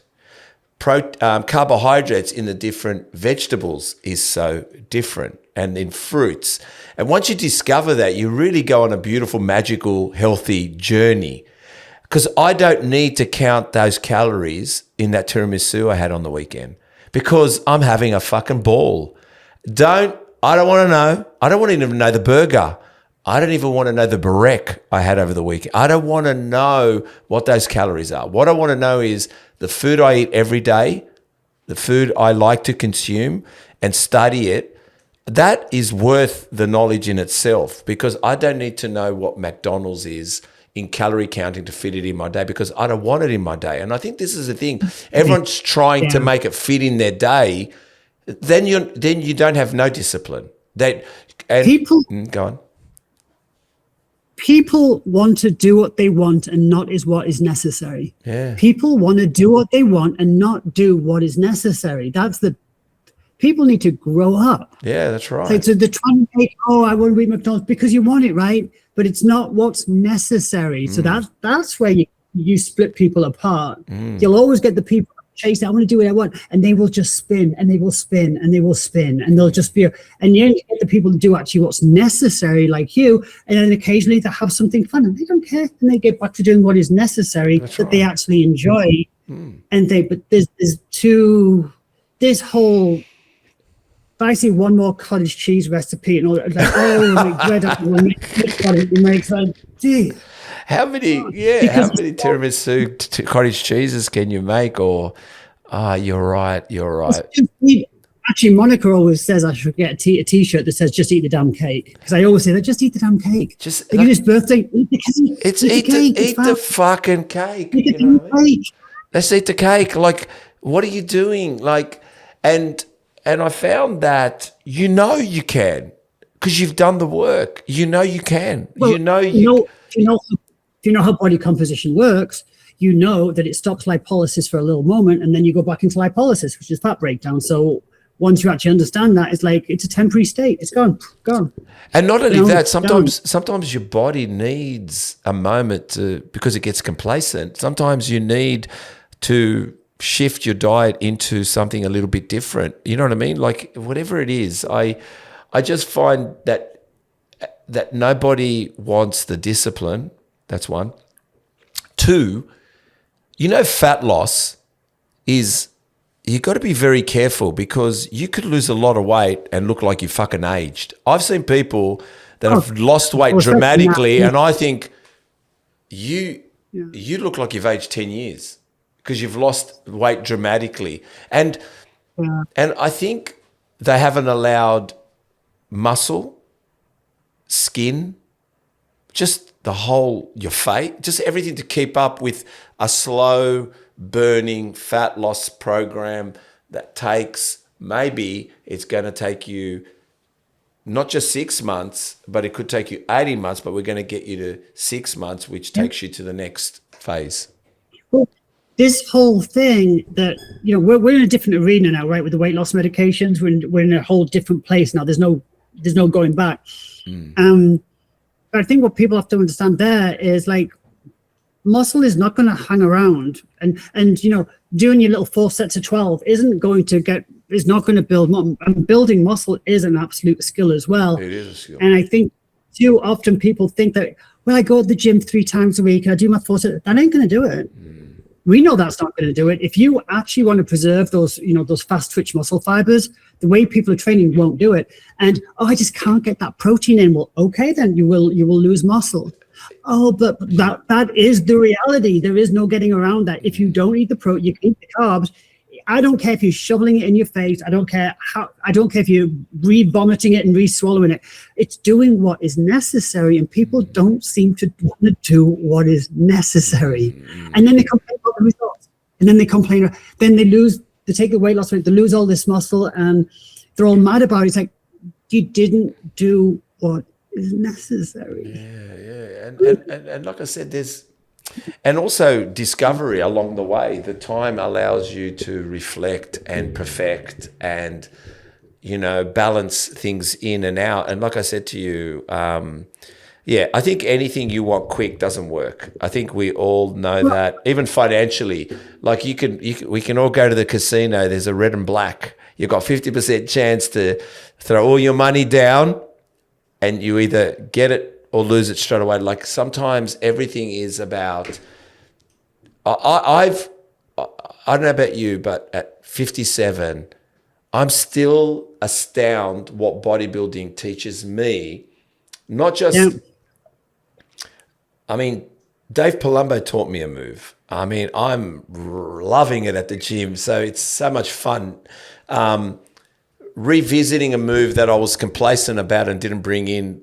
I don't know why I'm not doing it. I'm doing it. And even food, I go, whoa, I didn't know this did this, and I didn't know this went with this. And suddenly my meal is just to say, one of them was eggs with also egg white with pumpkin, and I break up iceberg lettuce and I bait it up and I quickly stir fry it. But it's an omelette, but it's somehow the lettuce and everything gives it that big bok choy taste to it, and that's a beautiful meal. You know what I'm trying to say to you? You're adding like, oh, that works. That works, and then there's it's just not a boiling eggs type of morning, and it's not. So, like I said, you can be quite adventurous how you put food together, and I think that's what bodybuilding has taught me. And I think, people are avoiding that because I should back up, because I feel like I criticize the people on the weight loss medication, because I'm not. They only know what they know, right? They don't understand muscle. They don't understand that it really is, it's expensive. It's expensive tissue. So the body will get rid of it. But I also have a lot of compassion for people that, they've tried so long to lose weight, and then these medications, and all of a sudden it's happened. And they're actually in this place, and I totally get that must blow their mind, that something that they've worked at, maybe it's been the greatest challenge of their life to lose weight. And then, suddenly they've actually, on the scale, they're actually seeing it. Yeah, I can see why muscle isn't at the forefront of they've spent their whole life trying to lose weight. Yeah. So I get, and that's, I get. I just wish there was a bit more coaching before people started it. But the more the point you're getting at is, the more you understand nutrition, the more you understand training, the more fun it is. Yeah, it's really fun. But if you don't understand, if you don't understand, you just go into a gym and, well, this says I've got to do 4 sets of this and 4.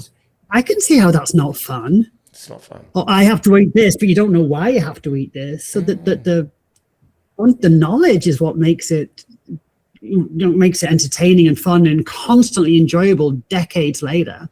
It's what we know.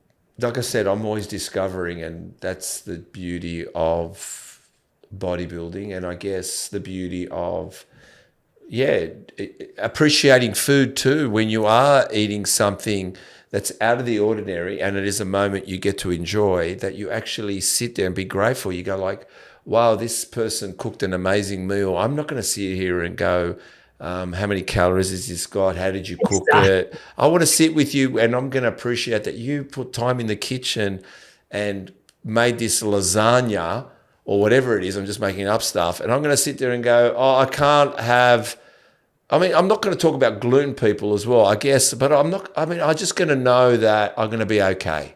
I'm going to be okay, because I don't come here every time and I don't have a lasagna in front of me all the time.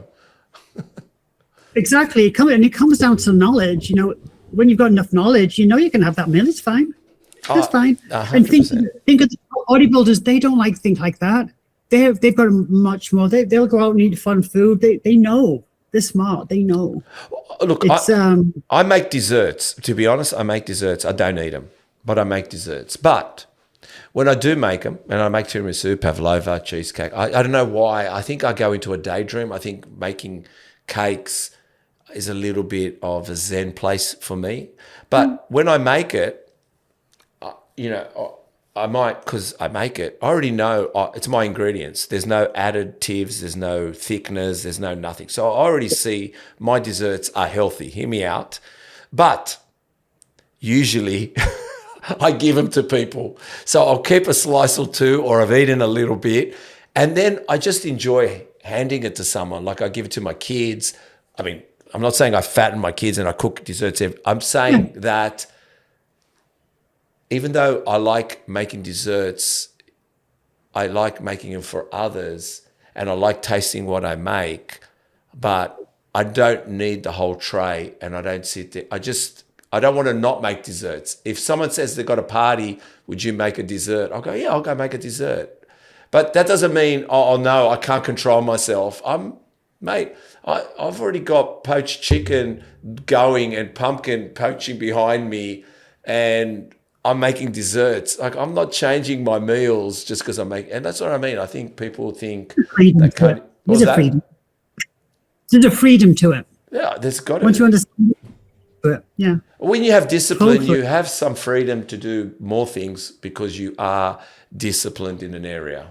There you go. So what then is discipline, right? So discipline, when you look at it, it's not like an attribute. It's not some virtue that we've got and other people haven't got. If you get a loop and you really focus in on discipline, what is it?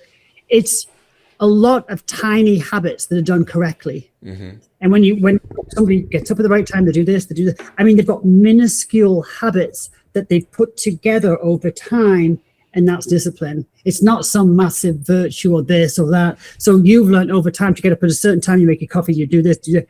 Tiny little habits that once they're put together, it looks like they're so disciplined. Yeah. No, they've just found tiny habits that work. They've repeated them so many times that they become effortless. And then they just put them together. And then that person's so disciplined. No, it's really good habits, tiny ones, repeated so many times that they become effortless. And I feel like that's what bodybuilding's given us over decades. Decades of learning, knowledge and habits, and repeat. And then people will look and say, you're disciplined. Like, and then you'll say, I don't really feel like I'm a super disciplined person, but like, that's what comes from decades of this. I agree. I think that's the flex that I keep with bodybuilding, that it's allowed me to just to go home, go back to where I'm happy, but go out on a little adventure at times. I know where home base is. I find it very easily. I find it fast. I know, it keeps me, like I said, I know, all right, I haven't trained for a couple of days, or or a couple of weeks, and I can't wait to get back in there. And then I can't wait to keep going. And food is everything. It's just great to know where home is. I don't think anyone knows where home base is. They don't know their base. Yeah. And when you don't know where what was that? You know where to land. I do know where to land. I know exactly. Yeah. And that's what I love about bodybuilding. So fast forward, obviously you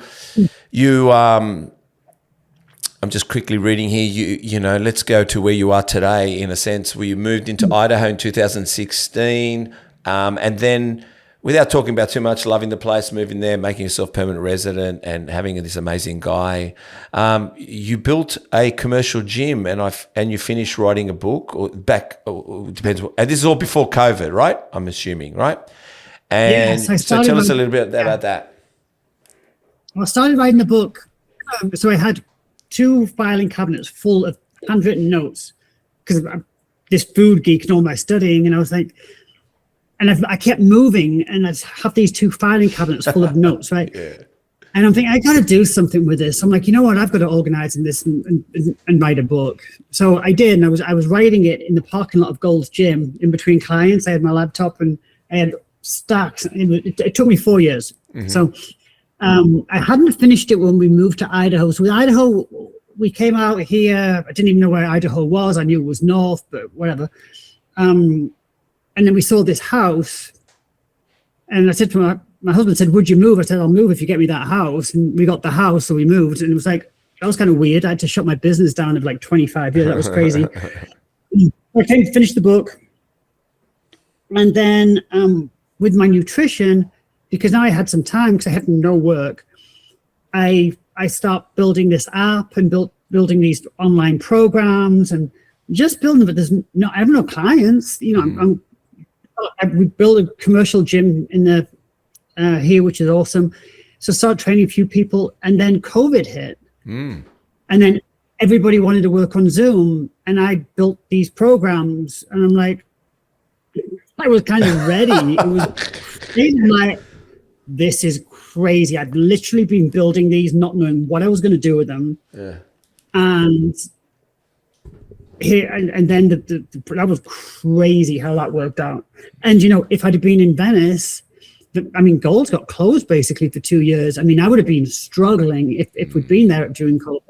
So sometimes we said the beginning of this changes, and the biggest risk. Your movements have been perfect timing, you know, in some ways. Risky, scary. But what are the chances of that? So yeah, still train a bunch of people in the gym. I have my 7 programs, but even then, I'm shifting things now again because you are. You're always shifting. You're a businesswoman. You've realized you're actually a developer, a product developer, a person that creates things. And you've got to go with the change, right? So I'm seeing that my long form programs, which everybody wanted information, but then there's AI now, which is great. So I think the long form programs are gonna sink a little bit. So I'm going to turn that into a membership program. So people are definitely seeking connection. They're seeking connection. They want to stay connected. I see that a lot. They've got AI, they've got this, but they really still want the actual connection with somebody. And I love coaching that. So I'm shifting I'm doing it right now. I'm shifting my programs into more of a membership platform. I'll still run them, but I'll do more of a membership program so people can be connected all the time. And then I spend a lot of time developing my products, which who knew about that? So yeah, I've got a bunch of products as well. Well, just quickly mention them. They're on a podcast. You're supposed to mention the stuff. But, I started with a sleep product, which I've had for a while, but these are the 2. So the 5-amino 1MQ and the SLU PP332. Tell us what, and behind both products, what fascinated me. So they assist. These 2 are a game changer. Yeah, tell us about. Is it you were researching kind of fat loss medication? This is all before this all peptide thing going on. So about 4 years ago, I started having a few clients that started on the weight loss medication, and I'm thinking, okay, I need to educate myself on this, put it into my programs. I need to be ahead of this, you know. So I was doing a lot of research on it, and then 5-amino 1MQ kept coming up, and I'm like, this stuff sounds amazing. This is not a peptide, it's a molecule, not a peptide. So orally it's fine. So I'm like, it shrinks the fat cell, inhibits lipogenesis even in a calorie surplus, so inhibits, you know, fat gain even if you eat too much, and it blocks NNMT and all the problems with middle age. I'm like, this sounds crazy. So I bought it from Peptide Science. It was $250 a bottle. And I used it for 3 months, and huge difference. And I'm like, okay, I want to take this for the rest of my life, and I'm not going to pay them for it. So then I started researching how to do it myself. So that's how the 5-amino came about. And again, that wasn't. I never gained weight. I never gained weight. I mean, you can put 5-amino 1MQ into chart body composition. I don't have to sell it. It's and again, it's not touching the muscle. What it does is the 5-amino, it changes the way the fat cell behaves. So if a fat cell doesn't want to store fat and it's not able to turn calories to get to store into fat, it's kind of cool. So then the SLU PP332, that one I started about 2 years ago. And this basically, so they call it an exercise mimicker, which I hate. I don't like, they call it exercise in a bottle. But what it does, it tells this fat cell to burn fat for fuel. Sorry, it tells the muscle to burn fuel. So as we get older, there's a thing called metabolic flexibility, and the body is really good at burning sugar for fuel, but it's not as good at burning fat for fuel, and weight gain gets stuck and stubborn fat. So this basically tells the cell to use fat for fuel. So I did these two. I don't like the fact that they get mixed up with the weight loss medications, because they're not. These are working from the bottom up. These are changing cell behavior. These are clearing pathways that we had before. And as a bit older, the pathways get a bit stodgy and murkier, and things don't work as well. So I feel like these are ideal for anybody that's still willing to do the work. Don't touch muscle, so muscle protective. And again, there's no rebound. There's no. I don't need to sell them. I mean, SLU PP332, if people put it in chat, and 5-amino 1MQ. So I sell these basically because I want to take them for the rest of my life. Right? So that's and then the product that's not out yet, it's this one. So there's a peptide called GHKCU, which is really good for skin. And I'm 59, and so the skin changes. So I do take, it's the only peptide I take. I do take GHKCU in an injectable form, and it's been really, really good for my skin. And so I see the topical ones, but then when I look closer, they're overpriced and they cheap out. I hate that. I saw it with a 5-amino. They don't have in what they should have in. So then I'm like, I can make that product better. That's basically what I do. So I've been doing this for this year, and it should be out in a couple of months.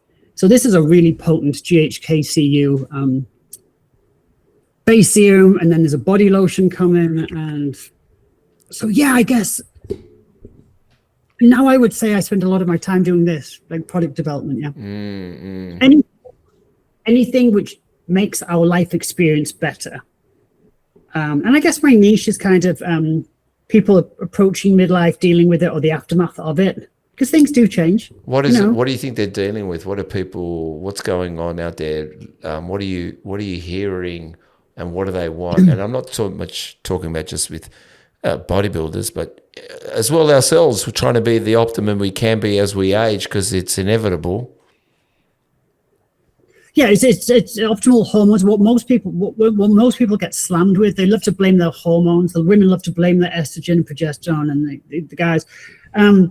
But when they get into this, I call it the circus, but when they get into middle age or approaching it, I'm even talking about like 42 on, if they enter that chapter in a high cortisol, high insulin state, it's going to be a disaster.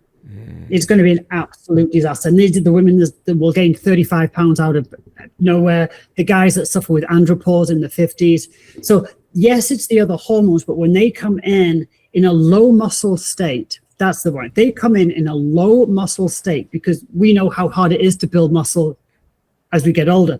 You go into midlife in a low muscle state with high insulin load and high cortisol, midlife will be an absolute disaster.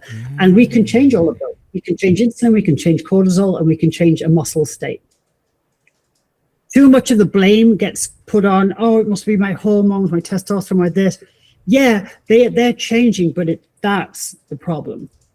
That's the problem. And for those three things, what do you think they need to do? Like, is that obviously, first and foremost, observing your diet, and two, I mean, you've left it too long by getting into the gym and physical activity before, because like I said, everyone's looking for pills and this and that first. Everyone's looking to get injected. Everyone's looking at getting TRT. Men are taking TRT done.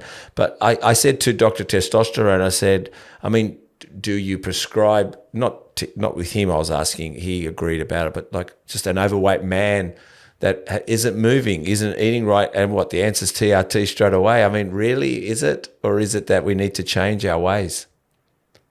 Well, I think if you get an overweight guy that takes testosterone, that aromatase that's stored in their belly fat is going to break that testosterone down anyway. So, I mean, even if they take TRT, that testosterone is going to get converted into an estrogen anyway. So until they get rid of that belly fat. So again, everybody's avoiding doing what is necessary. It's the elephant in the room that everybody is trying to avoid because it doesn't sound fun. But we know it actually is fun. Once you understand your training and you know what it's doing, you see the results, that's fun. Once you clean up your diet and look at your stress levels and life is better, So I really I'm a bit of a hard case on this. It's like people are just avoiding doing what they need to do. Now the high cortisol is a tough one. The high cortisol state is a tough one. That can be the pace of our life and everything. That can be a tough one. The high insulin one is not. We can do something about that. The low muscle state. Well, only recently are people really pushing that now. Now, thankfully, everybody's talking about muscle, but for a long time, they didn't. So a lot of people are late to that party. I think one of the best things I was ever blessed with was starting lifting weights when I was, 14. I mean, when I think about that is such...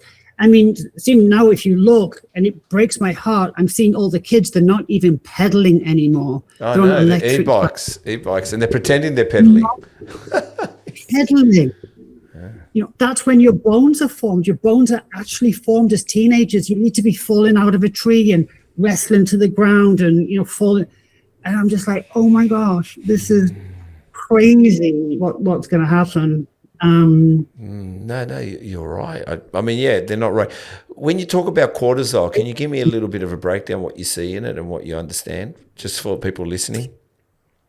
Well, with the cortisol, we think of stress, right? Obviously, we think of stress. The lack of sleep is a big one. Poor liver function is a big one. So our liver actually breaks cortisol down. And it also creates thyroid. So if our liver's not working well, then the breakdown of cortisol doesn't work well.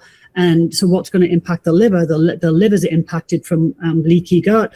Leaky gut is causing inflammation to go to the liver. What's causing leaky gut? Crap food. Crap food, leaky gut, poor liver, can't break cortisol down, and everything else, insulin resistance.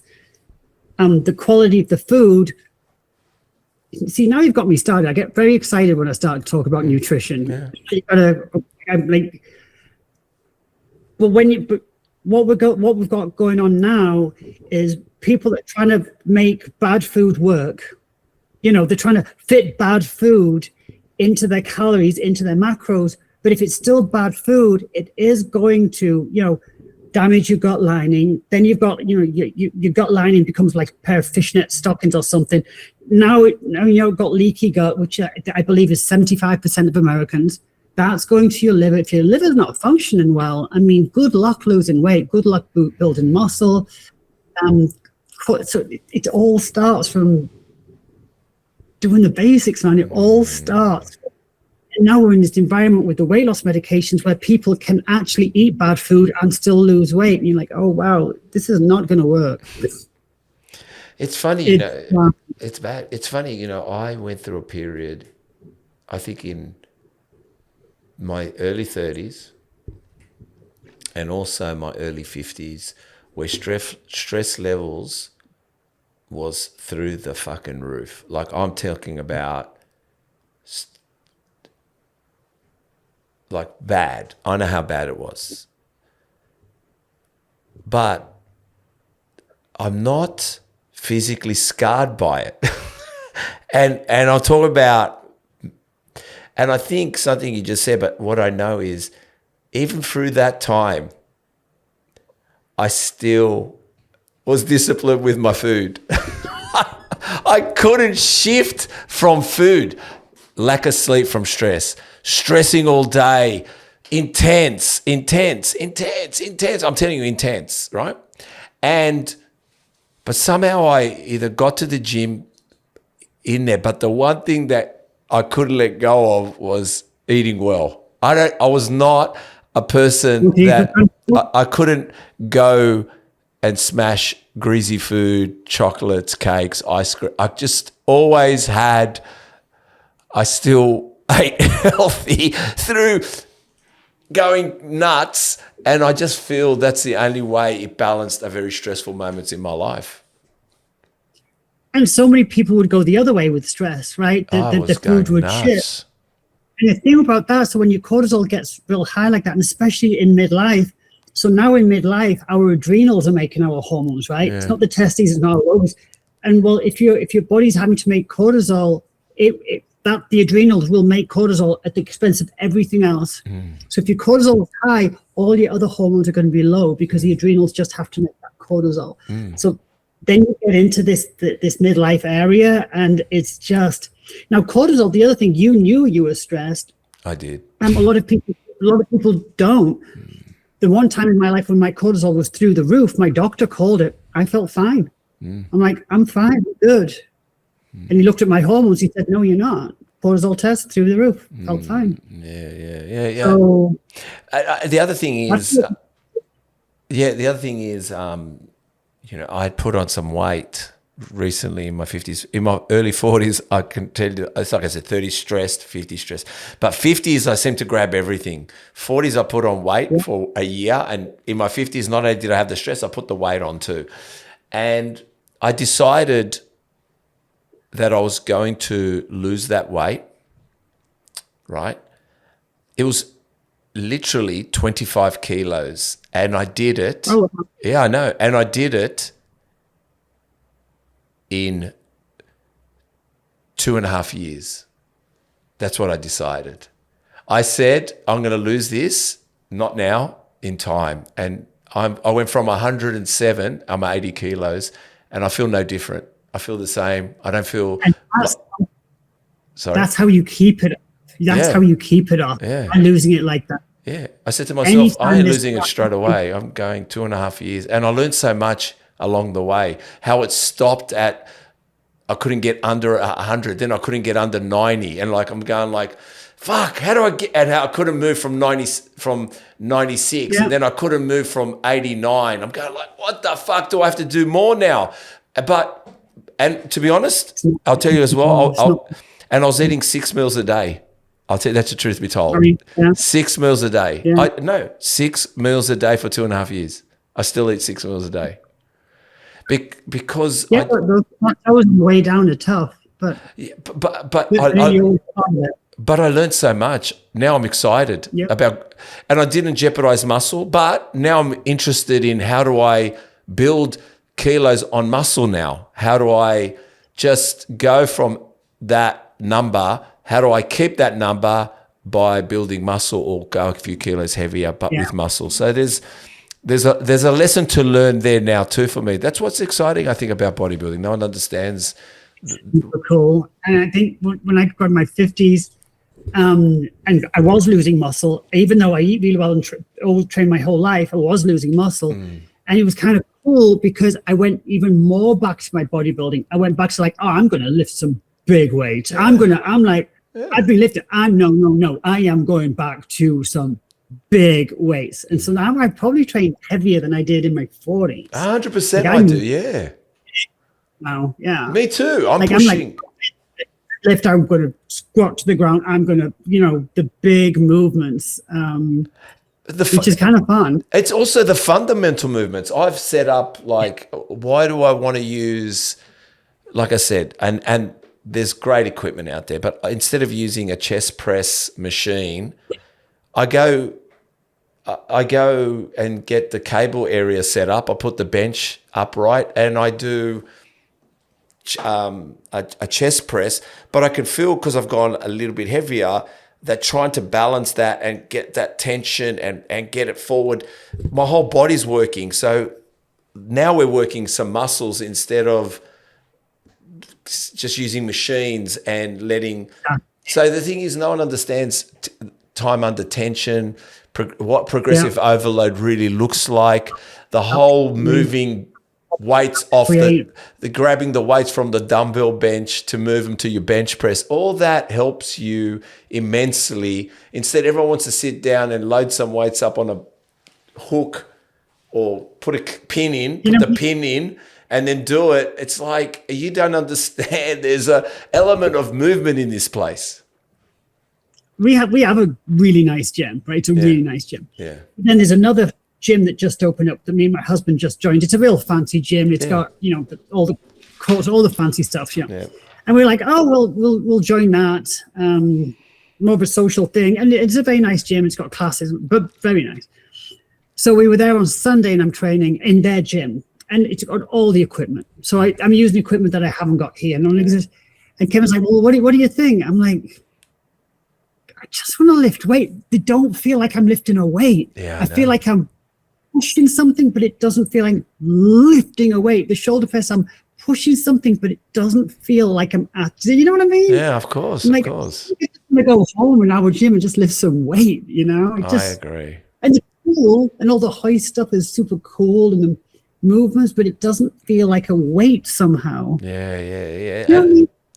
Look, I agree. I don't think I tell people, I don't know when you're waiting to be motivated to go to the gym. I've never been motivated for 40 years, but all I know is my happiest moments are when I leave the gym, when I know I've had a good workout. That's my happy. You want to know when the happiest moment is? When you're leaving. But getting there, training is good, but you want to know the happiest moment is when you've done it. That's that's the pinnacle of happiness. It's done.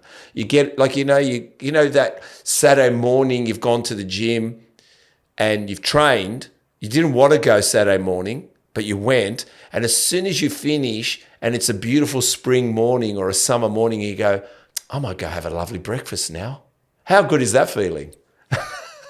It is. It's the natural antidepressant, but it really is a good workout. Like a mediocre workout doesn't feel like that. That's right. Like if they told me, oh, you can train half as hard and you'll get as good a results, I'd still train, because that's not fun. No. The fun is in the effort, right? The fun 100%. Is in the effort. And that's what I'm saying. So I think people are missing it. I think people are missing it. They're missing the point. They're missing the point. And I also want people to understand that go to the gym naive. Don't worry, no one sees you there. No one pays attention to you. I don't even know what a new member looks like. Do you know what a new member looks like? I don't know what a new member looks like because everyone looks like a new member in there. And they're 5 years later. We all look like new members, right? We're all discovering a new movement. And I think, like I said, get a coach. That's cool. Let's get a coach. But if you aren't certain about all the costs, just go to the gym, because I'm telling you, everyone looks like a new member in there. We're all discovering a new movement. Or we're progressively overloading and failing. Always, and you find a different way of doing it. Like, oh, that's really cool. Oh, I forgot. Or you'll pick an exercise you haven't done it for a while, right? What was I doing? Oh, front squats. Yeah. I was doing front squats. I was like, why haven't I done front squats for a while? This feels great. I mean, it's super hard for me, but I'm like, this feels awesome. Why did I stop doing front squats? So it's, I don't know. No, 100%. I'm like, what? Like I find that I do some kind of bicep curl, and I go, I don't know why I don't do concentration curls anymore. What happened to why I don't do these anymore? Or a certain tricep exercise. Why aren't I doing a little bit elevated incline skull crushers? I mean, that feels really good to stretch. Why am I going and using the cable all the time? I'll just get on the bench because I don't want to lift the barbell. That's why I'm lazy. No, get away from lazy. Get back into some of the fundamentals, heaving yourself back in. So like I said, maybe everyone should just, like I said, don't be afraid. Go to the gym. We all look like we're beginners still. And I would say to anybody that's new in the gym, if they haven't got a coach or anything like this, if there's somebody training, go up and ask them. Just say, 100%. We always like it, don't we? I would be totally. Let me show you a set. I mean, most gym people, they might look all ugly and rough, but they're totally flattered if somebody stopped them. We are and flattered when they Yeah, ask us. you would totally be flattered. Especially the And young usually ones. Especially when young ones ask you, you go, a girl, like for you, maybe me, the boy, young boys come up and ask a question. You know, they always love it. And usually back in Gold's Gym, when I'd get a new client and they'd come into Gold's and they'd be terrified of the gym, So I would take them up to like the biggest, ugliest bodybuilder that looks like the meanest person. I'd say, oh, me, so and so, and then they'd be, oh, hi, how are you? Because they're always so nice and it was cool to people. They're like, oh my gosh, these people are really nice, and generally they are. Generally, the bodybuilding is really nice. See, I used to do that a lot with people. I'd take up to like Will Harris. I'd take up to Will Harris, who's just like a tank, and Will's just the nicest guy.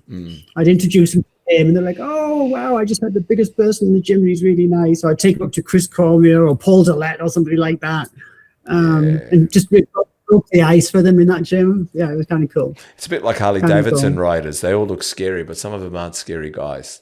They just look mean on a Harley Davidson. Yes, exactly. So, that's what I was saying. You have a podcast as well? Yes, you've been doing it for a while yourself. Let's mention that one. I've got a podcast. It's called Midlife Mayhem, and I started it. I started it because with social media, which I don't know. I don't really like the camera thing. It's like anyway, but you've got 90 seconds to be informative or helpful. It's just the attention span is so small. So I was like, I'm going to start this podcast and talk about different topics, because then, if people listen to that and they like that, then they're more likely to come to me. I can't do anything in 15 seconds. I can't really do anything. And it seems like such a crazy waste of time for me. I know it's not, but so that's why I started the podcast, so I could funnel people to the podcast. And if you like this, then you'll like me. But if you don't like that, then, and I do about 2 podcasts a week. And I thought first, like, wow, will I run out of things to talk about? And I've always got like a list of like, good on you. So I enjoy doing it. And it actually, I get a lot of feedback from it. It's done. Yeah. And I haven't put it on video yet. I know I should probably do that. But then I'm scared that I'll do less podcasts, because I just record them sitting in my pajamas half the time, and I'm like, if I have to actually put myself on camera, so yeah, true. I mean, we're different for a guy. I don't really care. I don't even shave. I don't think. I just put on a cap. Oh, I did one video and I got a message like, you should be a disgrace. Your hair was a mess. You look like you'd rolled out of bed. And I was thinking, well, I kind of had rolled out of bed. Like, so I don't know. I got some flack. I don't know. Well, it's good. Yeah, so midlife, it does good. I think it's great that you can sit there and talk about things and you're on your own. I have the blessing of talking to you guys to create a podcast of conversation. You got the pressure of talking yourself into a microphone and educating people, which is great, and bringing up topics. So we've come towards the end. I think we've covered a lot here, and what I want to do is just go over the body with you, right? And I'm going to tell you a body part, and you just tell me an exercise. You can tell me sets and reps, but if you don't want to, you don't have to. You can just say the exercise itself. Whether you do it or not, it's up to you. Whether you train it out there or not, it's up to you. But we'll start. And forgive me, I don't discriminate between the guys and the girls, so I give everyone the same body part throughout, because you might be training a guy. They train for that body part? Traps. Do I train them? No, or if you were going to, regardless you train them or not, what exercise, or I don't really train them. Or, Okay, so one thing to be careful with traps, I think sometimes when the guys train them too much, it actually can make them look narrower. So sometimes when they get that obsession with traps, if they haven't got a long clavicle, it can actually make the shoulders narrower. So I'd be careful with that. As a trap movement, I really prefer the reverse trap, which works the mid trap. So you pull the bar up to the back. Okay. I really like that. That's like a mid-back trap exercise, yeah. Okay. Otherwise, it would be straight on dumbbells, yeah. delts. We're going to talk about rear delts. Oh, I'm obsessed with rear delts. I do so much for rear delts.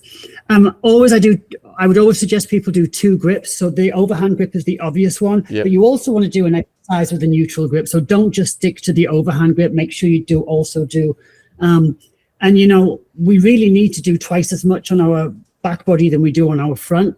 So I'll do twice as much. I'll double up on rear delts. Yeah, I do. Me too. I find that you have to do a lot more work. Side delts. Laterals, it's always going to be a dumbbell. Sometimes I kind of like to make a lightweight heavy with laterals. So again, if people start throwing them around, it's really just from a third away from your thigh, so not going all the way to your thigh. So I like almost to make the weight as a lightweight heavy by using different forms like isolaterals, like half rep full and things like that. I like for that. I don't like the machines. Yeah. No. And lateral is probably the exercise that is the most abused in the gym of people doing it incorrectly. I mean, it just is awful. Like this. It is.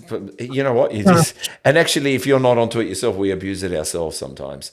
Oh my God. Front delts. Front delts, I don't do front delts too much. I feel like chest takes care of a lot of that. Okay. I'll only do front delts for visual, for how it looks. I don't use it for functionality. I use it for just so it looks pretty.